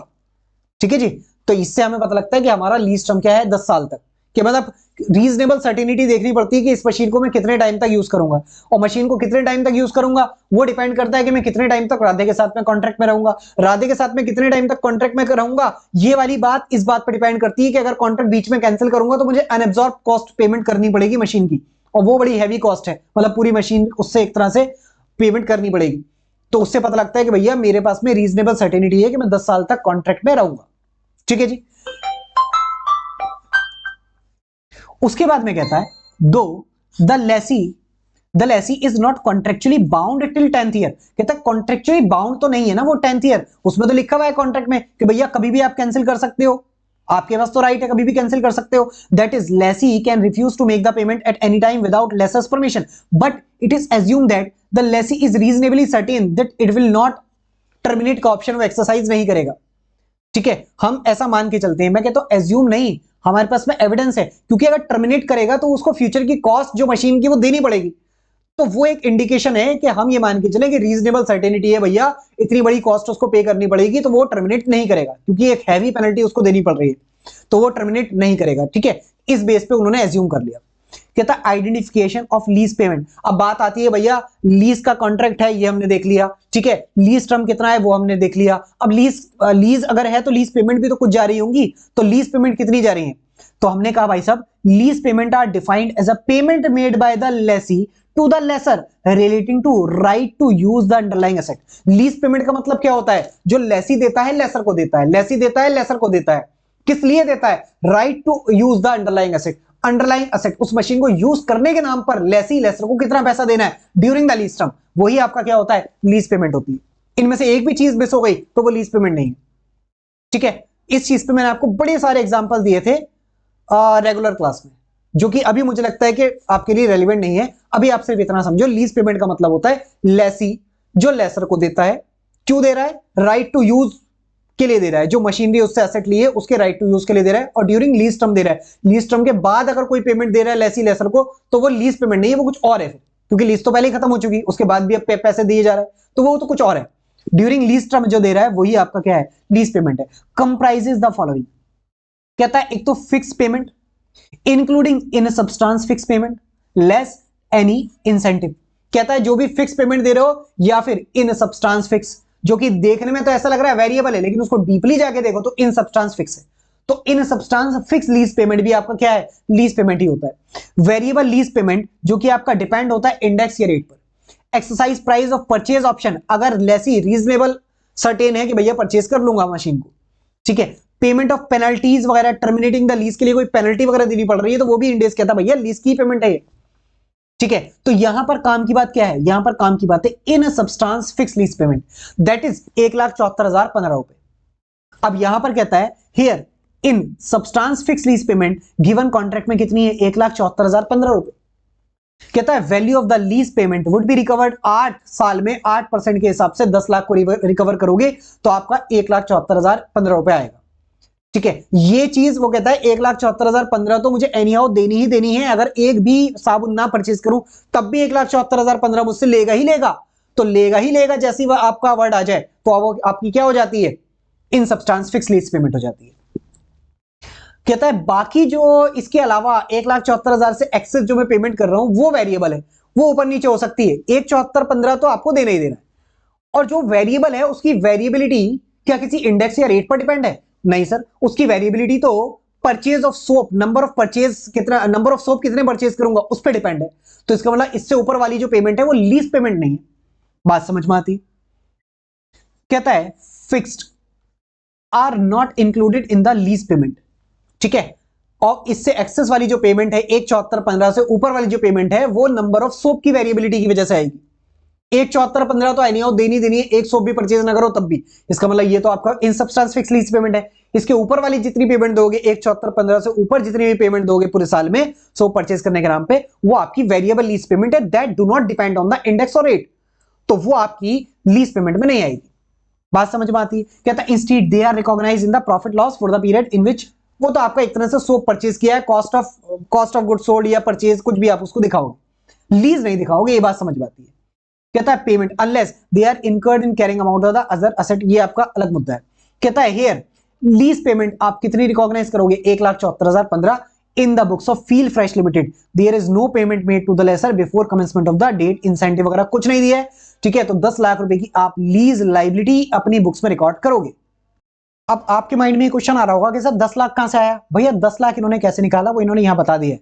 1,74,000 रुपए इनको हर साल देने हैं, ठीक है। उसको ये 8 साल तक लेके चल रहे हैं, क्योंकि 8 साल के हिसाब से इन्होंने इसको डिवाइड करके निकाला था, ठीक है। तो 1,74,000 रुपए मल्टीप्लाई बाय 8 को आप 8% से पीवी करोगे तो 10 लाख रुपए आ जाएगा। तो ये आपका क्या आ गया, आपकी लीज लाइबिलिटी आ गई, और यही आपकी आरओई एसेट आ गई। उसके बाद में इसी पर इस 10 लाख रुपए पर 8% आप इंटरेस्ट चार्ज करोगे, 80,000 रुपए आ जाएगा।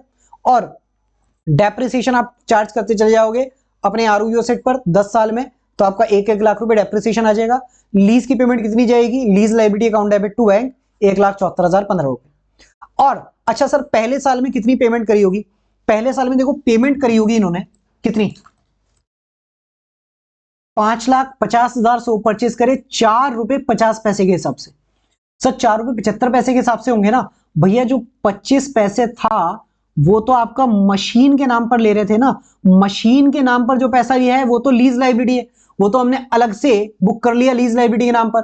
जो वेरिएबल पेमेंट है जो कि आपका लीज पेमेंट नहीं है, मतलब नॉर्मल गुड्स सोप परचेज करने की पेमेंट है, वो तो आपका ₹4.50 ही है ना। तो हमने कहा कि कॉस्ट ऑफ सोप मतलब इन्वेंट्री जो हमें दिखाएंगे या कॉस्ट ऑफ सोप दिखाएंगे वो कितना दिखाएंगे, 5,50,000 मल्टीप्लाई बाय 4.5 रुपए, 24,75,000 रुपए।